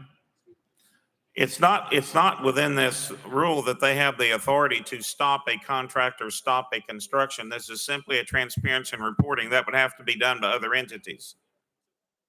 It would be like if you are taking out, if you're building a home and the building inspector, or even this site, if you're building on the site and the building inspector that's inspecting the site, whether it's utilities or the actual construction or electrical work or plumbing work, if they found an error, they would say, correct the error and then proceed on. You can't just, once it's become aware that you're in violation of a code or in violation of a state law, you can't just dismiss it because something started. It would have to be stopped, I would imagine, corrected, and then proceed on. Representative Miller. I'm going to be finished with this. But again, if you got 500 or 1,000 construction workers on a site and they're working, and of course, based on this legislation, it's a slippery slope is exactly what it is. And we better be very, very careful passing this legislation. Because at this point, if 1,000 workers out there, and 60% of them are union, and the other 40% is non-unions or whatever, you could actually, based on this law, stop the construction of those facilities based on the language that's in this law. You could stop that. Could you or could you not? Chairman Rudd. This does not give the authority to stop it. No, it's a reporting mechanism. I would assume if anyone is smart, if you're operating a business, a construction company, or any type of business, as you enter into negotiations or a contract on anything, and you're required to report it to some type of authority, whether it's the local building commission, planning commission, codes department, the state legislature, or anyone else, that you would check to make sure this agreement is proper and legal before you proceed and even invoke it or hire anyone. So I think and this is also required to be reported quarterly. It's not like work's been going on for 2 years and they can stop it. This bill to review the contracts is quarterly, and the authority has to report it quarterly. So I would assume if they're doing good business, before they begin any work and invoke the contract, they'd make sure it's legal. Representative Miller. Thank you, Mr. Speaker. Would you be willing, we'll be here for another 3 weeks or longer, to roll this bill so that we can get a legal opinion, a clarification on the examples that I gave, just a legal opinion? Because at this point, what you're saying, we're taking some of that authority from the advisory committee and we're giving that authority to the building commission. So I'm trying to find in between the two bodies with the authority and the power. It goes beyond just simply reporting. It goes beyond that. We're giving the building commission not just the authority to receive reports, but we're also saying to them, you might be able to determine who's on that job site. Would you be willing to do that? Thank you, sir. Chairman Rudd. I don't see a need to do that. Nowhere in this legislation is very simple and very short. It does not say that at all. You're trying to read into something in the legislation that's not there. The 3 entities, the building commission and the 2 speakers, do not have the authority to stop this site. This is a reporting mechanism and a transparency. It's very simple. It's very easily worded, just a couple of paragraphs. It does not go into that type of detail, and they do not have that type of authority. So I'd see no reason to delay it. This is, like I said, this bill is very simple. It's just about transparency. They do not have the authority to stop work. It's simply it's another mechanism so we can make sure that Tennesseans' rights are protected. And to be quite honest, also the companies operating on the mega site are protected, because the last thing we need them to do is to accidentally get into a situation where they're breaking state law. Representative Todd. I have one question first. Does this bill in any way any current contracts or pending contracts with respect to anything but reporting? Chairman Rudd. It's simply about transparency and reporting. Representative Todd. Thank you, sir. I just wanted to clarify because that's exactly what I'm reading, and I'm not sure what the heartburn is over this because it's simply a transparency bill. I fully support that, and thank you for bringing it. Representative Williams. Thank you, Mr. Speaker. Ladies and gentlemen, I'm just rising in support of this bill. The Speaker and Chairman Rudd have done a fantastic job. In the House Appropriations Subcommittee, we had a hearing with the Mega Site Authority and all the partners involved with such a huge project. It's, as he stated earlier, there is no project that has ever been like this in Tennessee history, where we've invested over $1 billion of our own money and set up an authority for us to do this. If someone has a concern about not wanting transparency, they're making the argument as to why we actually need this bill. If you're against transparency, then I don't know why you would be, unless there was a problem. I thank you for this bill. We have many different people involved in many different parts of the state, many different departments. We're spending $1.6 billion this year on capital projects all across our higher education institutions of the state, and the State Building Commission has some authority over those. They have less authority with this bill than they would. All you're doing is sending reports. So I want to thank the sponsor and the Speaker for this bill. I want to thank for the participants to this date. We've heard of rumor, but there have been no facts. But if you're okay with transparency, this is a great bill, and I encourage you to support it. Thank you. Representative Warner. Thank you, Mr. Speaker. Call for previous question. Previous question's been called. I can't help that. He called it. We're on the board. We're voting on previous question. All those in favor, vote aye when the bell rings. Those opposed, vote no. Has every member voted? Does any member wish to change their vote?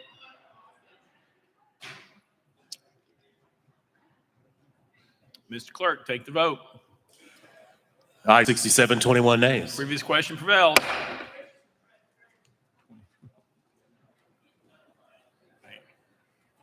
We're on bill. We're voting on Senate Bill 2204 as amended. All those in favor vote aye when the bell rings. Those opposed vote no. Has every member voted? Does any member wish to change their vote?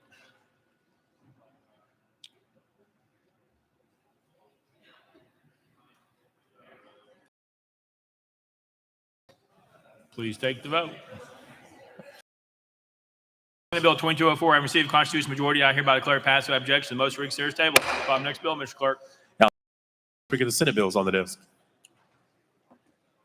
Representative Lynn, you're recognized. Thank you, Mr. Speaker. I move to substitute and conform to Senate Bill 2188. Representative Land moves to substitute and conform to Senate Bill 2188, properly seconded without objection. So ordered. Representative Land.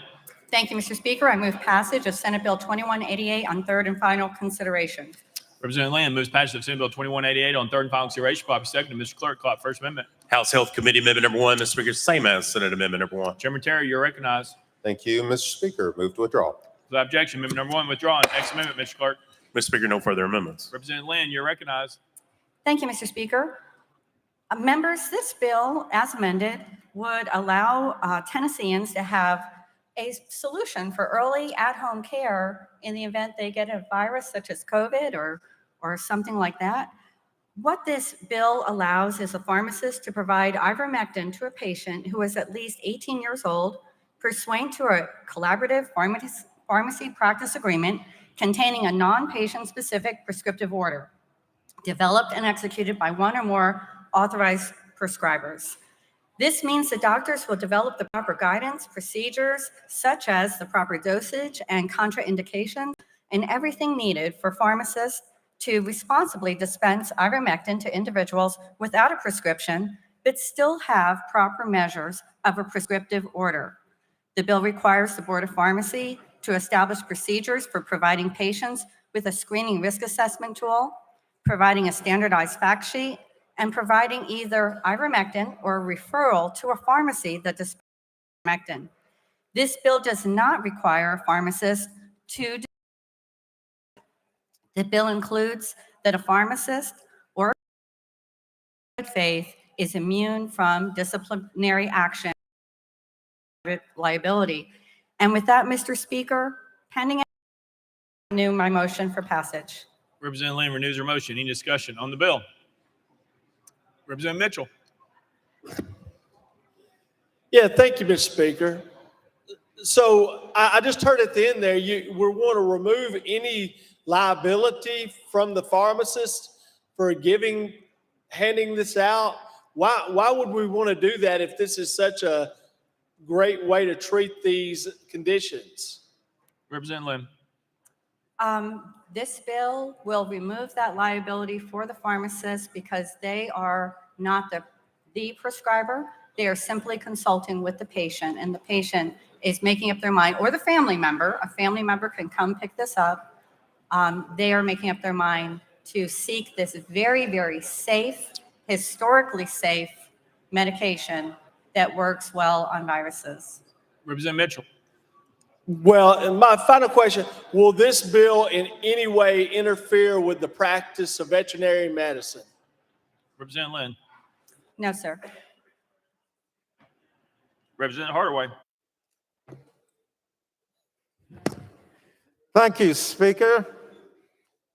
Just a note before I begin that debate is the best form of transparency.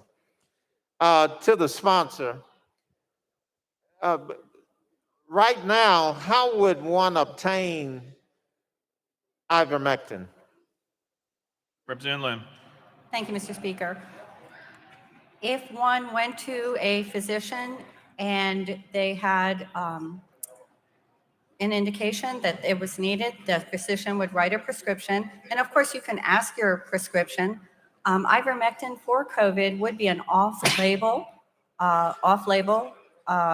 prescription. And many physicians will prescribe it, but some will not. And so this would be very helpful to Tennesseans who, as you have probably read, many Tennesseans have been going to the farm store, getting horse paste, getting, animal ivermectin to treat themselves. And, we certainly don't want Tennesseans to feel that that's what they have to resort to. If they want early treatment and they want to help themselves, at-home care, this is what this is for. Early at-home care, which is where it's proven to be most effective. We can provide this to Tennesseans whereby they can help themselves and their family with early at-home care. Representative Hardaway. Thank you, Speaker.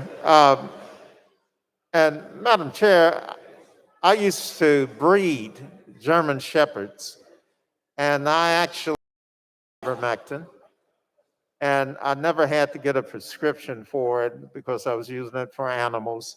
So I'm concerned that we're putting ourselves in the place of a doctor-patient relationship.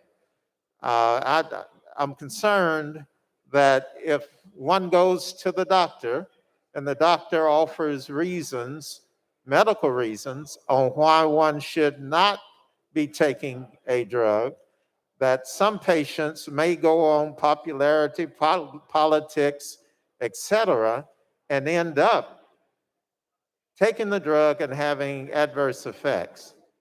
This is without making a judgment call on the drug itself. It worked well for me with my dogs. I understand that it's used for other animals and that some people have chosen to use it. But I'm very concerned that we are now putting ourselves in the place of the judgment of educated physicians on drug usage. And so I'll ask you, have we done this in the past for any other drugs that you're aware of? Representative Lynn. Yes, there are other drugs that have standing orders, such as Narcan has a standing order. If you're in the hospital and maybe you've had surgery, generally there's a standing order on pain medication so that you can have your pain relieved. So there are other medications that have standing orders. This is not called a standing order. It's a collaborative pharmacy practice agreement and containing a non-patient specific prescriptive order that is issued and developed by a physician. And honestly, ivermectin is called one of the safest drugs in the world. It is saved all over the world. In Africa, it has saved thousands of people from river blindness. At one time, over 50% of the men over age 40 had river blindness in Africa. Ivermectin has been a miracle and has helped solve these problems. And it was discovered, in fact, it was discovered in the 1970s and it's licensed for human use in 1987. Its inventors actually won a Nobel Prize because they've helped so many people, and its discovery is really right up there with penicillin and aspirin and things like that. If we want to get a clear and unbiased understanding of ivermectin's safety, we can look to studies published before COVID, because COVID has become so political. A 2016 study in the Journal of Drugs and Dermatology is titled "Over 25 Years of Clinical Experience with Ivermectin, an overview of safety for an increasing number of indications." And the authors found in this study there are negligible adverse reactions in humans. Not a single death is directly related to ivermectin. The limited number of severe adverse events found to be in the study were found to be from the dying off of the targeted parasites that the patient had at the time. When parasites die, they release toxins in your body, and you don't feel good when those parasites are dying. But it was not found to be from the ivermectin itself. Ivermectin has a robust safety profile and can be used in children and neonates. And ivermectin is highly anti-inflammatory, making it potentially very useful for many medical indications. So that was a 2016 study. But as of today, there have been 154 published ivermectin COVID-19 studies. 105 of them were peer-reviewed. Overall, the studies show that ivermectin prevents infection, risk of severe disease, and reduces hospitalization and death in early treatment. Early treatment is the key. The studies where someone is so sick they're already hospitalized turn out differently. And that's generally the case with most antivirals that are for at-home use. You have to take it early before that virus just runs away in your body. You don't want that to happen. So this is a way that we can help Tennesseans not run over to the farm store, but run to the pharmacy. They will receive a screening from the pharmacist. There's basically about 2 drugs that have interactions. And so the pharmacist we want to provide that screening. And then the patient will be given a blister pack, just a few days supply that they can take home for use on themselves or on their loved one. And this will help Tennesseans immensely with at-home care. Thank you, Mr. Speaker. I renew my motion. Representative Hardaway. Thank you, Speaker, and thank the sponsor for that extensive reply. However, I'm speaking from personal experiences, and I can tell you the one time I made a mistake and the ivermectin contacted my skin. I had adverse effects. I was loopy for a while and had to seek medical attention because I didn't know what was going to happen. So I'm extremely disturbed, and I would caution anyone that's listening that there is no substitute for the advice of a good physician. And I understand your motivation, and I thank you for indulging me. Thank you, ma'am. Thank you, Speaker. Thank you. Representative Halsey. Previous question. Previous question has been called. Any objection? I see no objection. All those in favor of Senate Bill 2188, vote aye when the bell rings. Those opposed, vote no. As every member voted, does any member wish to change their vote?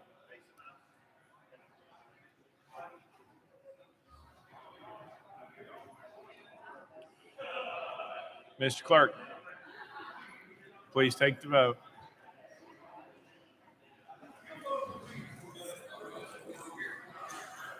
Ayes 66, 20 nays. Senate Bill 2188, having received constitutional majority, I hereby declare passed without objection. Motion to reconsider is tabled. Next bill, Mr. Clerk. The House Bill 2220 of Hodges and others relative to military veterans. Mr. Speaker, the Senate bill is on the desk. Representative Hodges, you're recognized. Thank you, Mr. Speaker. I move to substitute and conform to Senate Bill 2306. Representative Hodges moves to substitute conform to Senate Bill 2306, properly second without objection. So ordered. Representative Hodges. Thank you, Mr. Speaker. I move passage of Senate Bill 2306 on third and final consideration. Representative Hodges moves passage of Senate Bill 2306 on third and final consideration, properly second. Mr. Clerk, call First Amendment. House Health Committee Amendment number 1. Mr. Speaker, it's the same as Senate Amendment number 1. Chairman Terry, you're recognized. Thank you, Mr. Speaker. Move to withdraw. Without objection, Amendment number 1 withdrawn. Next amendment, Mr. Clerk. Mr. Speaker, no further amendments. Representative Hodges, you're recognized. Thank you, Mr. Speaker. I renew my motion. Representative Hodges renews his motion. Any discussion? Chairman Dixie.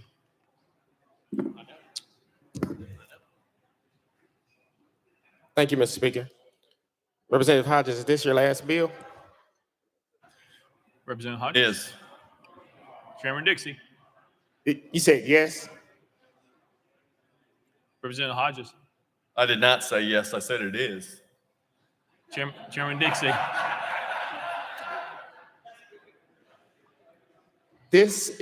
That attitude is why you won't be missed around here.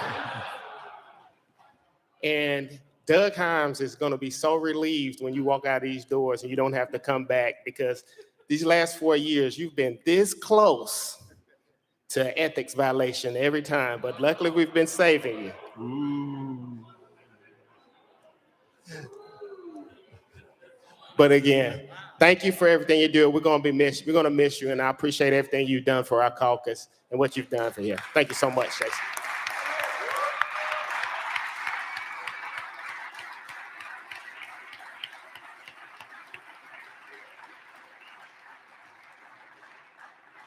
Representative Hodges.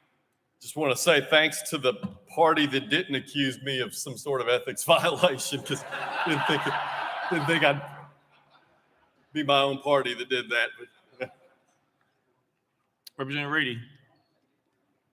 Thank you, Mr. Speaker. And of course, Representative Hodges is being part of the Clarksville, Montgomery County delegation with Curtis Johnson and I, as well as our Senate member. We appreciate the work that you have done for our military, for Montgomery County and Clarksville. Yes, we will miss you. Thank you.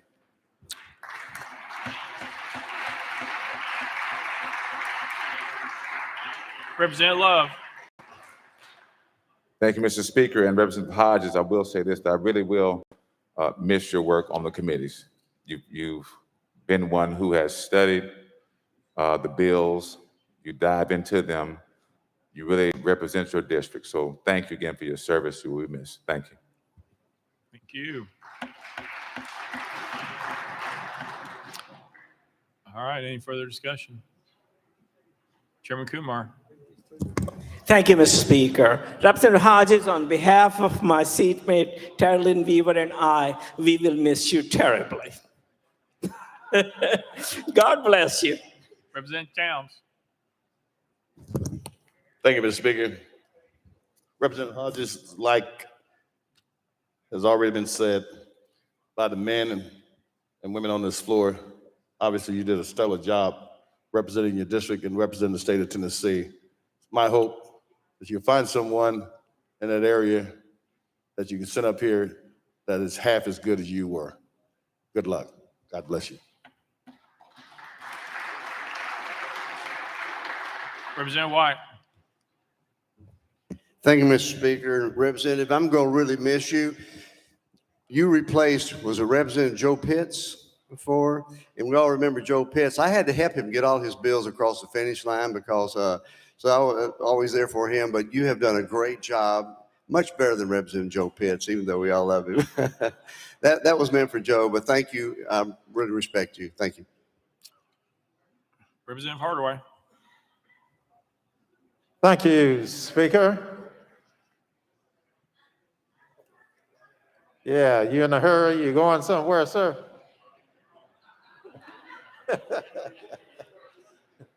Representative Hardaway. Brother Hodges, I admire your courage, your competence, And like others, I'm going to miss you. However, there's an old blues song that has a refrain. How can I miss you if you won't ever leave me? We'll miss you, sir. Representative Whitson. Thank you, Mr. Speaker. And I tell you what, you're one of the finest Marines I've ever known. And I just want to tell you, but also I just want to know who's going to drive the deputy speaker to session and back each week to Clarksville now that you're leaving. Representative Hodges. I reckon he'll have to find a new intern. Representative Whitson. Representative Parkinson. Thank you, Mr. Speaker. And Double Dog, I just want you to know from our fraternal brotherhood in the United States Marine Corps, truly appreciate all of your effort. Simplify. All right, y'all ready to vote on this thing? Representative Miller. I've never been in violation of the Miller rules. So my understanding at some point there will be a resolution in your name and others, and we will have an opportunity. So with that, Mr. Speaker, I'm going to call on question of the bill. All right, previous question McCall. I see no objection. All those in favor of Senate Bill 2306, vote aye when the bell rings. Those opposed, vote no. Has every member voted? Does any member wish to change their vote?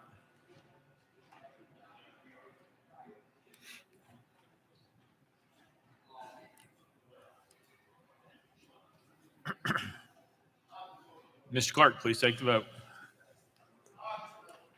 Ayes 90, no nays. Senate Bill 2306 having received constitutional majority, I declare passed without objection. Most reconsidered table.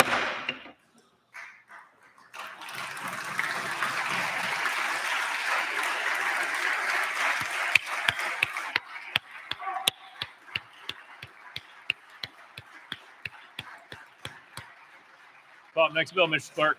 House Bill 1912 with Chairman Faison relative to classroom instruction. Mr. Speaker, the Senate bill is on the desk. Chairman Faison, you're recognized. Thank you, Mr. Speaker. I move to substitute and conform to Senate Bill 1887. Chairman Faison moves substitute and conform Senate Bill 1887, properly second without objection. So ordered. Chairman Faison, you're recognized.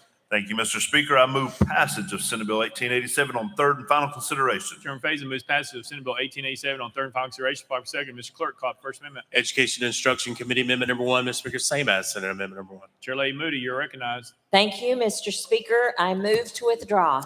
The objection, amendment number 1, withdrawn. Next amendment, Mr. Clerk. Mr. Speaker, no further amendments. Chairman Faison, you're recognized. Thank you, Mr. Speaker. Members, one of the neat things about being a legislator is someone at home who reaches out to you and brings an idea to you that you're able to turn into a bill and get it all the way through committee, make sure and help and get it navigated through the geriatric center of the legislative branch, make sure it gets through there, and then finally get to the House floor and see it pass. I'm just going to tell you a quick story. A good friend of mine is the curriculum coordinator by the name of Nancy Brawley in Cobb County. She also works with a testing coordinator. And they came to me and said, Jeremy, we feel like if you would give us a couple days during our EOC testing, that we could have some hybrid days, basically, and do a virtual day for our students, send the kids that are not being tested, send them home, focus all of our attention on the students that are being tested in the fall and in the spring. It would revolutionize our testing time, and we would be able to do a far better job managing our staff, managing our students. They brought that idea to me. We brought it here, and we are passing that bill, giving your LEA the ability to have 2 virtual days in the fall, 2 virtual days in the spring to help them with their testing for EOC. And it's just exciting for me to see somebody bring an idea to me from home and turn it into a law. And with that, I renew my motion. Chairman Faison renews this motion. Any discussion on the bill? Seeing none. Any objection to the question? Seeing none. All those in favor of Senate Bill 1887, vote aye when the bell rings. Those opposed, vote no. Has every member voted? Does any member wish to change their vote?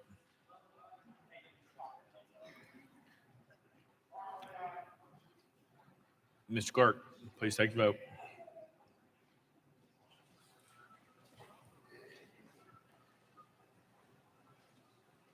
Ayes 88, no nays. Senate Bill 1887 received a constitutional majority. Everybody declare passed without objection. The most reconsidered is tabled.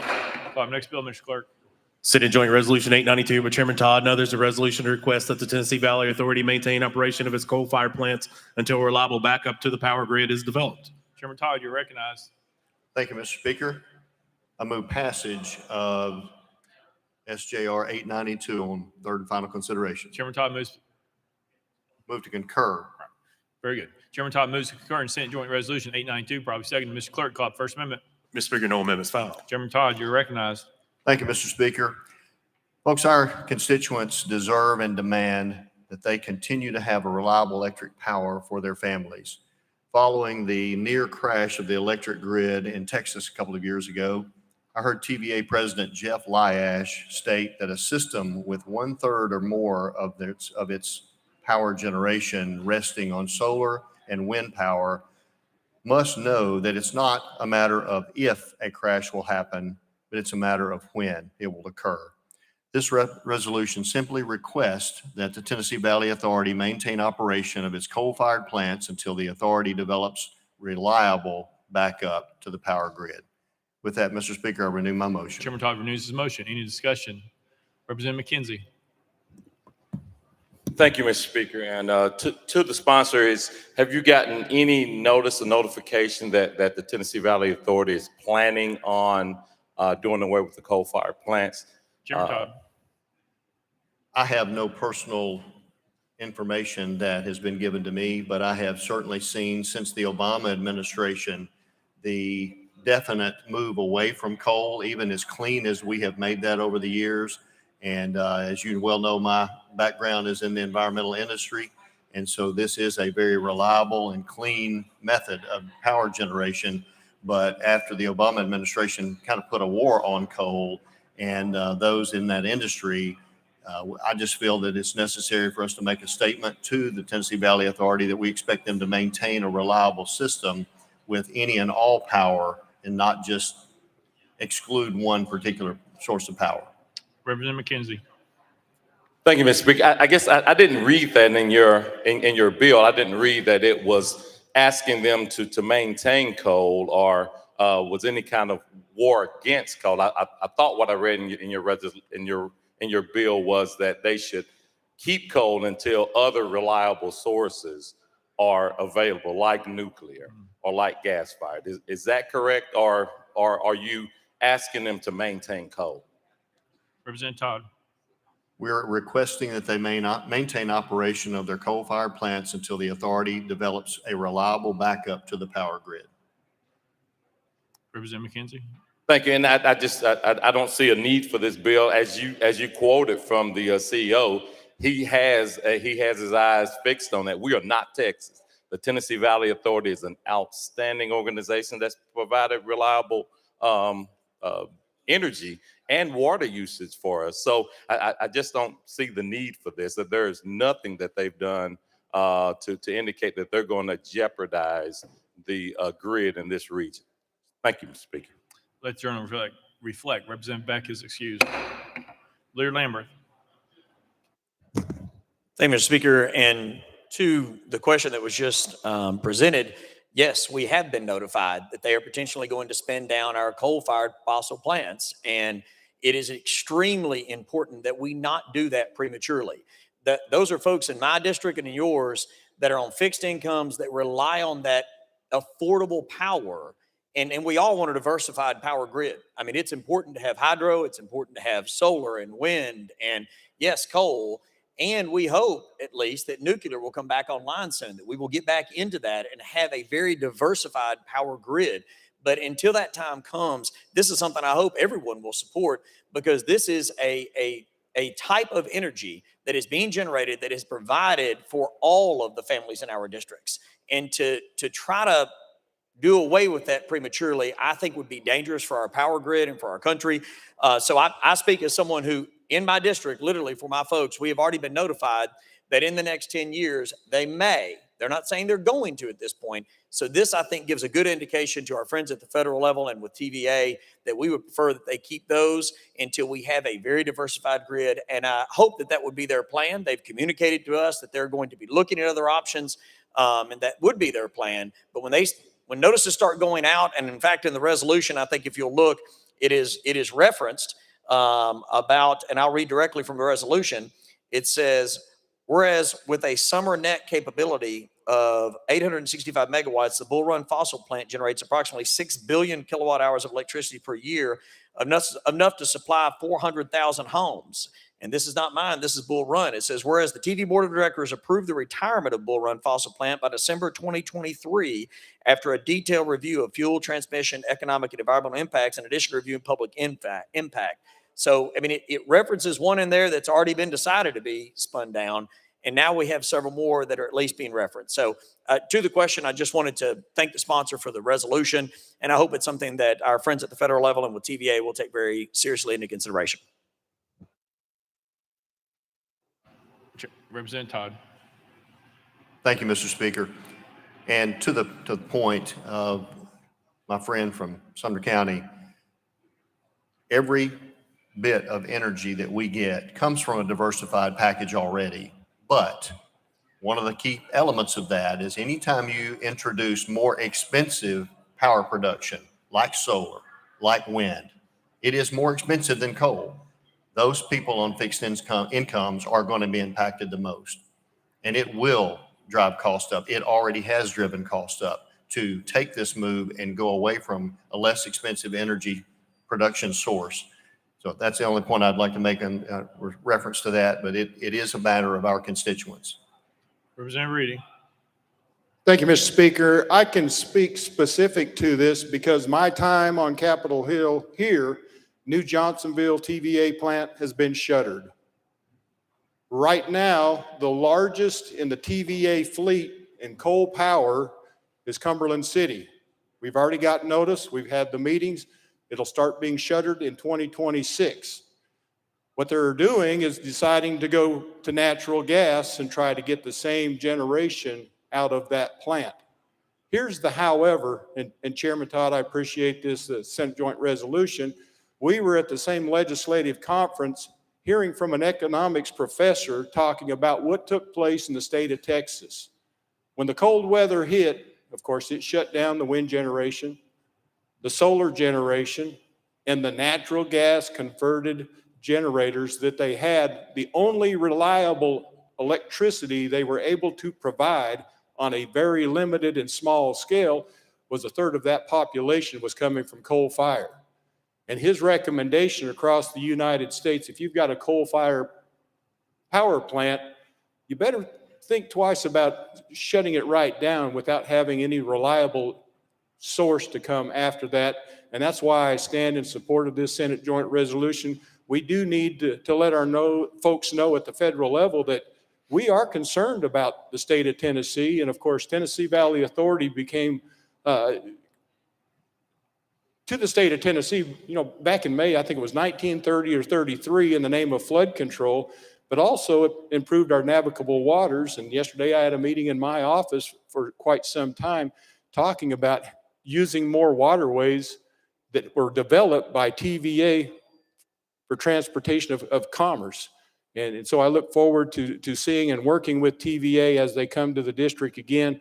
I know they're buying the right of ways, trying to figure out where they're going to put these gas pipelines for natural gas going to the Cumberland furnace there in Cumberland City. But thank you for the legislation. Representative Clemens. Thank you, Mr. Speaker. The comparison, I think, with Texas is off point. It's the largest deregulated energy sector in the country, and that's quite opposite of the Tennessee Valley Authority that has continuously, for quite some time now, made its priority to provide energy and electricity to Tennessee and other surrounding states at an affordable rate. I think that's part of their stated mission. So for this body to overstep and try to tell professionals what they should and shouldn't do with respect to the largest polluters in the energy production sector, I think would be inappropriate. It's certainly outside most of our area of expertise. And I think we should trust the quasi-governmental entity that is TVA, that has proven its ability to provide electricity in an affordable manner to all consumers that it serves, we should trust them in the decision-making rather than try to force them or guide them in some way. I know this is just a resolution, but I think we need to be mindful of who the professionals are here, and TVA has not violated our trust in any way throughout its history with regard to making good decisions and providing affordable electricity in the best way that it knows how, given our geography, where we sit in this country, and the consumers that it serves. So thank you, Mr. Speaker, and thank you, sponsor. Representative Todd. No. Representative Mitchell. Yeah, thank you, Mr. Speaker. Yeah, Mr. Sponsor, I just wanted to tell you I'm impressed by how hard you're fighting for all these high-paying union jobs. Representative Powers. Thank you, Mr. Speaker. Move previous question. Previous question been called. Objection. Seeing none, we are voting. All those in favor of Senate Joint Resolution 892 vote aye when the bell rings. Those opposed vote no. Has every member cast their vote? Does any member wish to change their vote?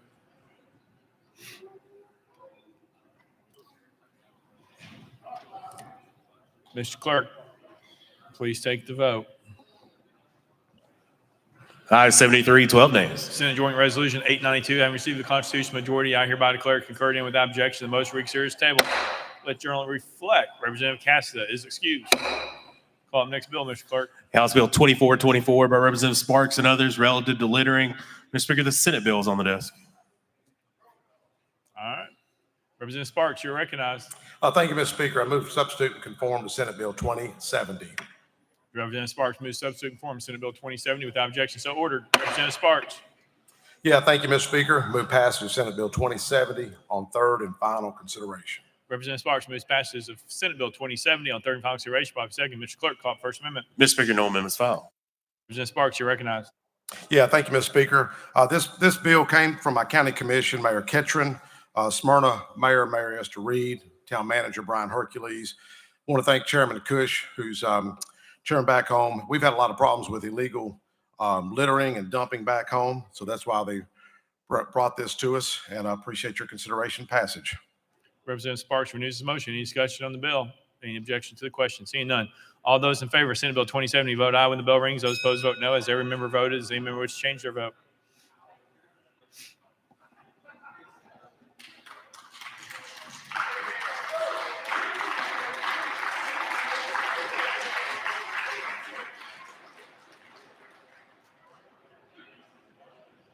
Mr. Clerk, please take the vote.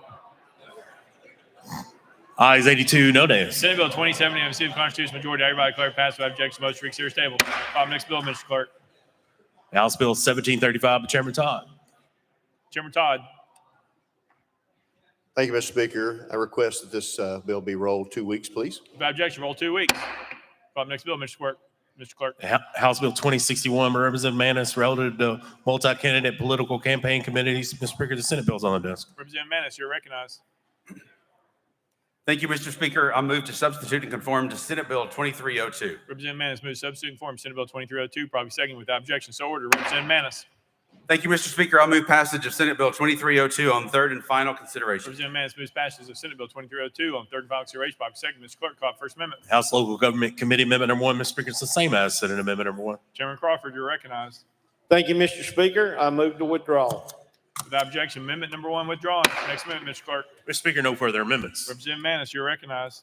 Thank you, Mr. Speaker. Currently in law, most complaints regarding PACs can be reported to the district attorney's office in the county where the complaint is filed. Due to how the law is currently written, there is no oversight for a local multi-candidate PAC.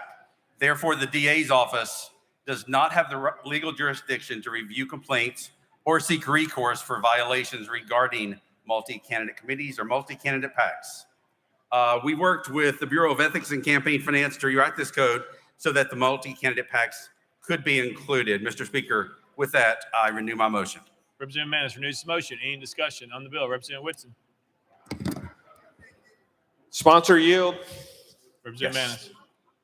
Representative Whitson.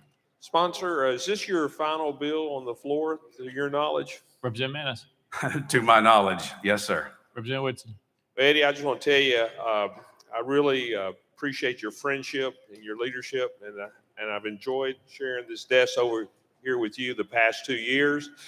Learned so much what you've done for your community in Knoxville, especially with the honor flights for our veterans and your involvement in that and so many other civic activities. Eddie, we're going to miss you. I consider you a friend, and I just want to tell you how much I appreciate your service to our state and your community.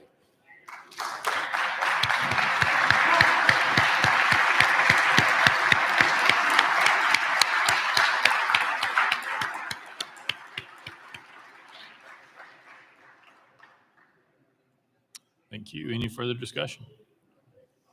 Seeing none. Any objection to the question? Seeing none. All those in favor of Senate Bill 2302, vote aye when the bell rings. Those opposed, vote no. As every member voted, Freeman, aye. As every member voted, does any member wish to change your vote? Holsley, aye. Mr. Clerk, please take the vote. Ayes 83, no nays. Senate Bill 2302, having received constitutional majority, I hereby declare passed without objection. The motion reconsider is tabled. Call up next bill, Mr. Clerk. Senate Bill 2199 by Representative Freeman, relative to counties having a population of more than 700,000.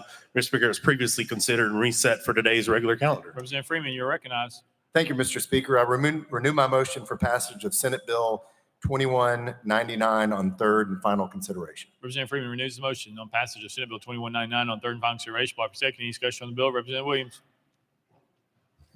Thank you, Mr. Speaker. Thank you, Representative Freeman, for your indulgence earlier this week. I had a little bit of concern because wasn't really prepared for looking through, but I want to thank the sponsor for coming to my office and us working together. And the concerns that I felt like were not founded at all. This simply is changing in code, as he said on Monday night, changing in code the population variance as it's changed based upon the last census. So I'll be supporting your bill. Thank you for your patience in the process. Thank you. Very good. Any further discussion? Seeing none. Any objection to the question? Seeing none. All those in favor of Senate Bill 2199, vote aye when the bell rings. Those opposed, vote no. As every member casts their vote, does any member wish to change their vote?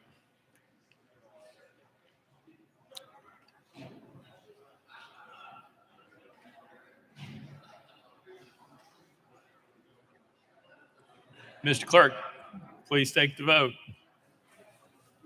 Ayes 79, 2 nays, 1 present not voting. Senate Bill 2199 having received a constitutional majority, I hereby declare passed without objection. The motion reconsider is tabled. Call up next bill, Mr. Clerk. Mr. Speaker, that completes the regular calendar. Call up next calendar, Mr. Clerk. Mr. Speaker, the House has a message calendar. Call up first message, Mr. Clerk. House Bill 213 by Chairman Halford relative to veterinarians. Mr. Speaker, on March 31st, 2022, the Senate substituted House Bill 213 for Senate Bill 257, adopted Amendment Number 1, and passed House Bill 213 as amended. Chairman Halford, you are recognized. Thank you, Mr. Speaker. House Amendment Number 1 changes the effective date from July the 1st of 2021 to July the 1st, 2022. I concur in Amendment Number 1. Chairman Halford moves to concur in Senate Amendment Number 1, probably second. Any discussion on the amendment? Seeing none. Any objection to the question? Seeing none. All those in favor of Senate Amendment Number 1, vote aye. When the bell rings, those opposed, vote no. As every member voted, does any member wish to change their vote?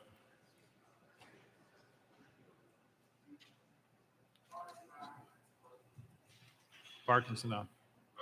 Mr. Clerk, please take the vote. Ayes 82, no nays. Senate Amendment Number 1, having received a constitutional majority, I hereby declare concurred in without objection. The motion reconsider is tabled. Call up next message, Mr. Clerk.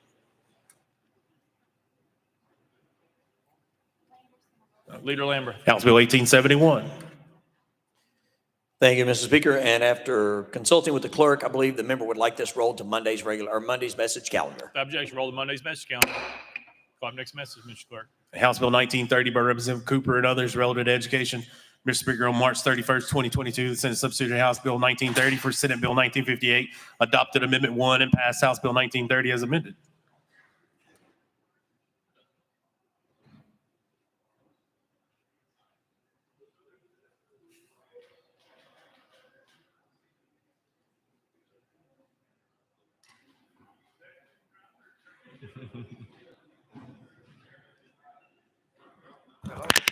Representative Cooper, you're recognized. Thank you, Mr. Speaker. Thank you, Mr. Speaker. I move to concur in Senate Amendment Number 1, Representative Cooper moves to concur in Senate Amendment number 1, properly second. Any discussion on the amendment? Seeing none, any objection to the question? Seeing none, all those in favor of Senate Amendment number 1, vote aye when the bell rings. Those opposed, vote no. Has every member voted? Does any member wish to change their vote?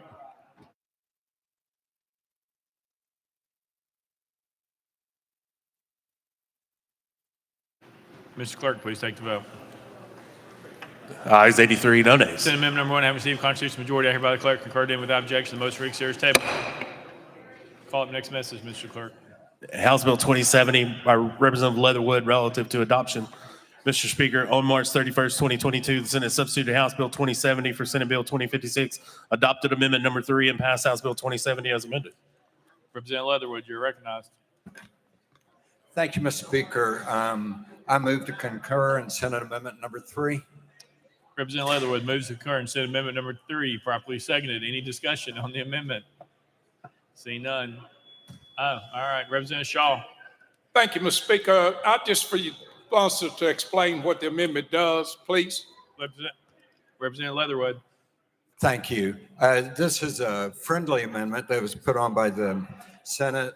Again, the original bill was brought to me by the Tennessee Bar Association, their adoption section, and this is something that they had wanted to add on to it.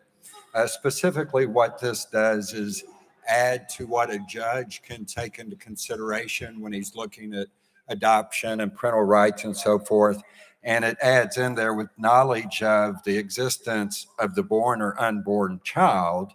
And then this is already in code, has engaged in conduct prior to, during, or after incarceration that exhibits a wanton disregard for the welfare of the child.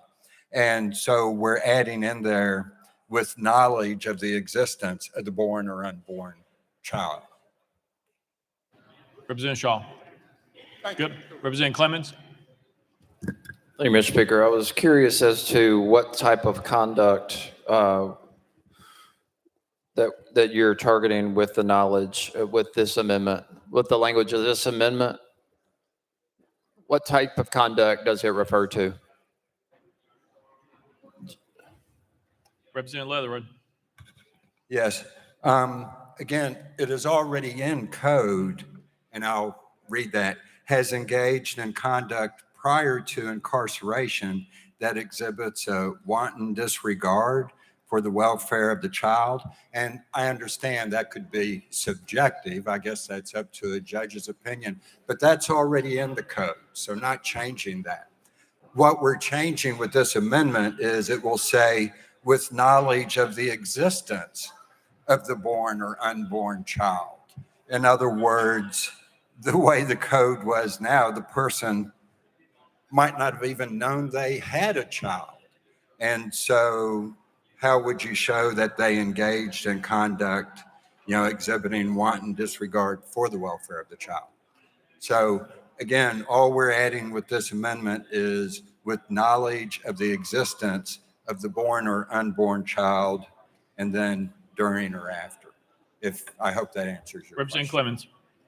Thank you, Mr. Speaker, and thank you for that explanation. And so my question then is, does this bill address in any way who has the burden of proving whether or not that individual had knowledge?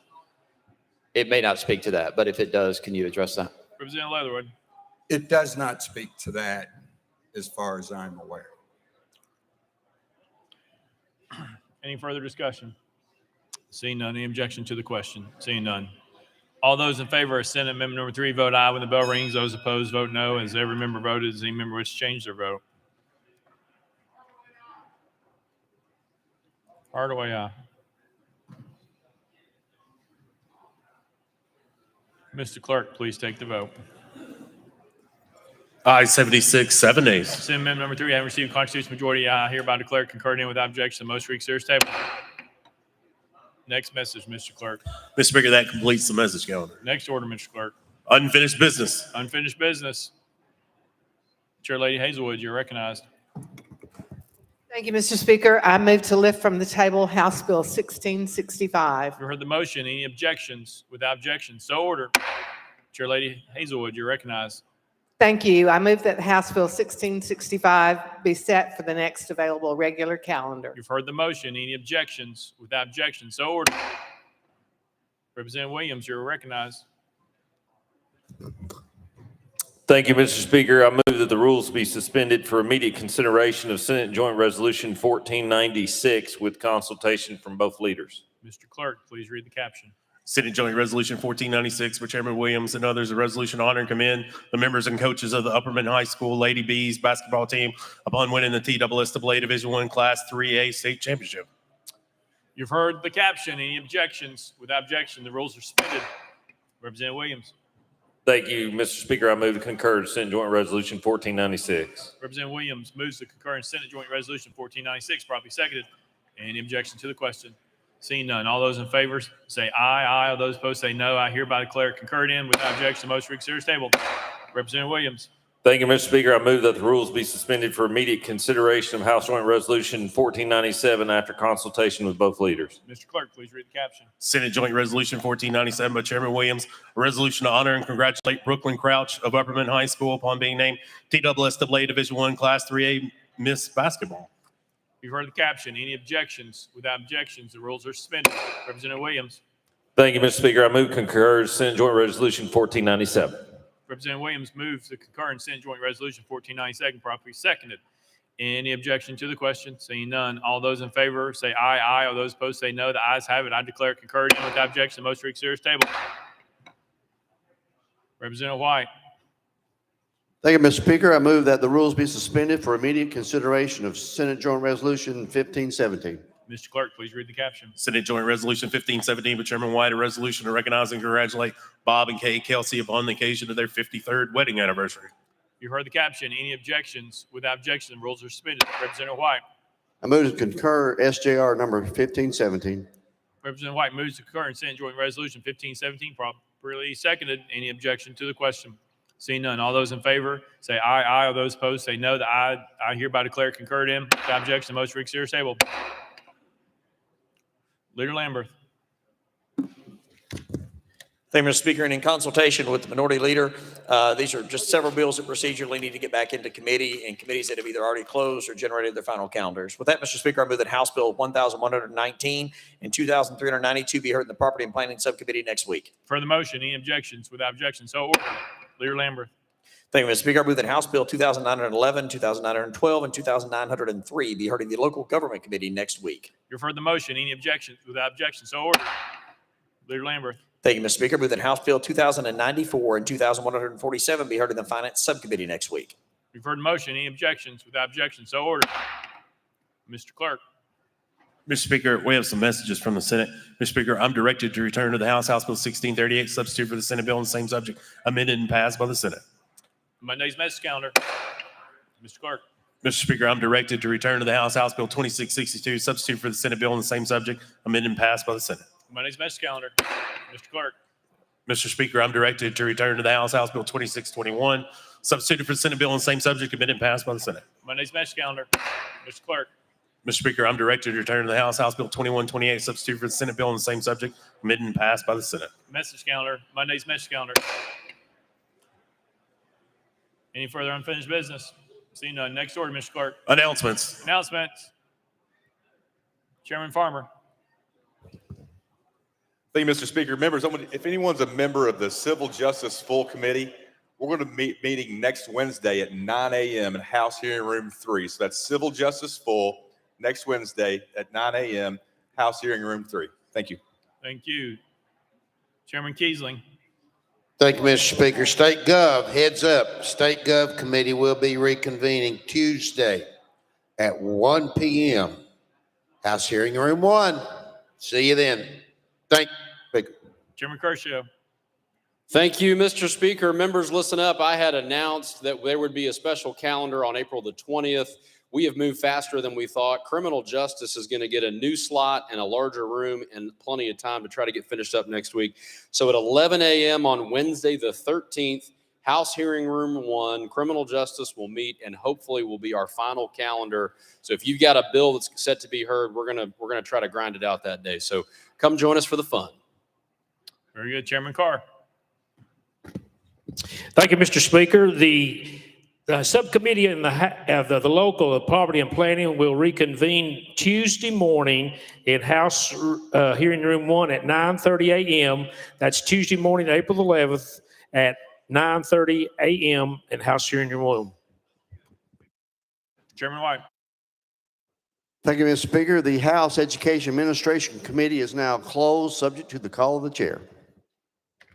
Very good. Any further announcements? Representative Parkinson. Thank you, Mr. Speaker. I just want to congratulate all of my Republican colleagues whose bills have made it to the Democrat special calendar. Thank you, Mr. Speaker. Chairman Doggett. Thank you, Mr. Speaker. And I know that there was great concern as to when the Criminal Justice Subcommittee was going to close. It had been mentioned Thanksgiving was a possibility, maybe even the week before Christmas, but I am proud to say, Mr. Speaker, that the Criminal Justice Subcommittee did close yesterday. So Thanksgiving is back on.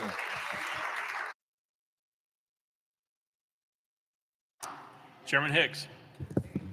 Thank you, Mr. Speaker, and members, if I can have your attention for just a second. Finance, Ways, and Means Subcommittee, we're going to change our time on Wednesday from 11 a.m. to 2 p.m. So if you've got a bill coming to Finance, Ways, and Means Subcommittee, 2 p.m. on Wednesday, we're going to try to work off our calendar a bunch of those bills. So thank you. Thank you. And further announcements? Mr. Clerk. Mr. Speaker, on behalf of Chairman Crawford, I'd like to announce that full local committee will meet at 10 a.m. on Tuesday in room 1. That's full local, 10 a.m. Tuesday in room 1. Also, Mr. Speaker, for the benefits of the members, due to the CMT Music Awards that are being held at Municipal Auditorium on Monday, April 11th, there are some road closures. Members will have a center access lane open to get to the member garage and the little parking lot that's adjacent to the main entrance. So traffic will be one way, southbound only, on Rep. John Lewis Way North. So members will have access to the member garage this weekend and Monday, but it will be one way, southbound only. And when members exit the member garage, they will be forced to turn right. So we have maps available if anyone would like to pick one up. Thank you. Next order, Mr. Clerk. Roll call. Roll call.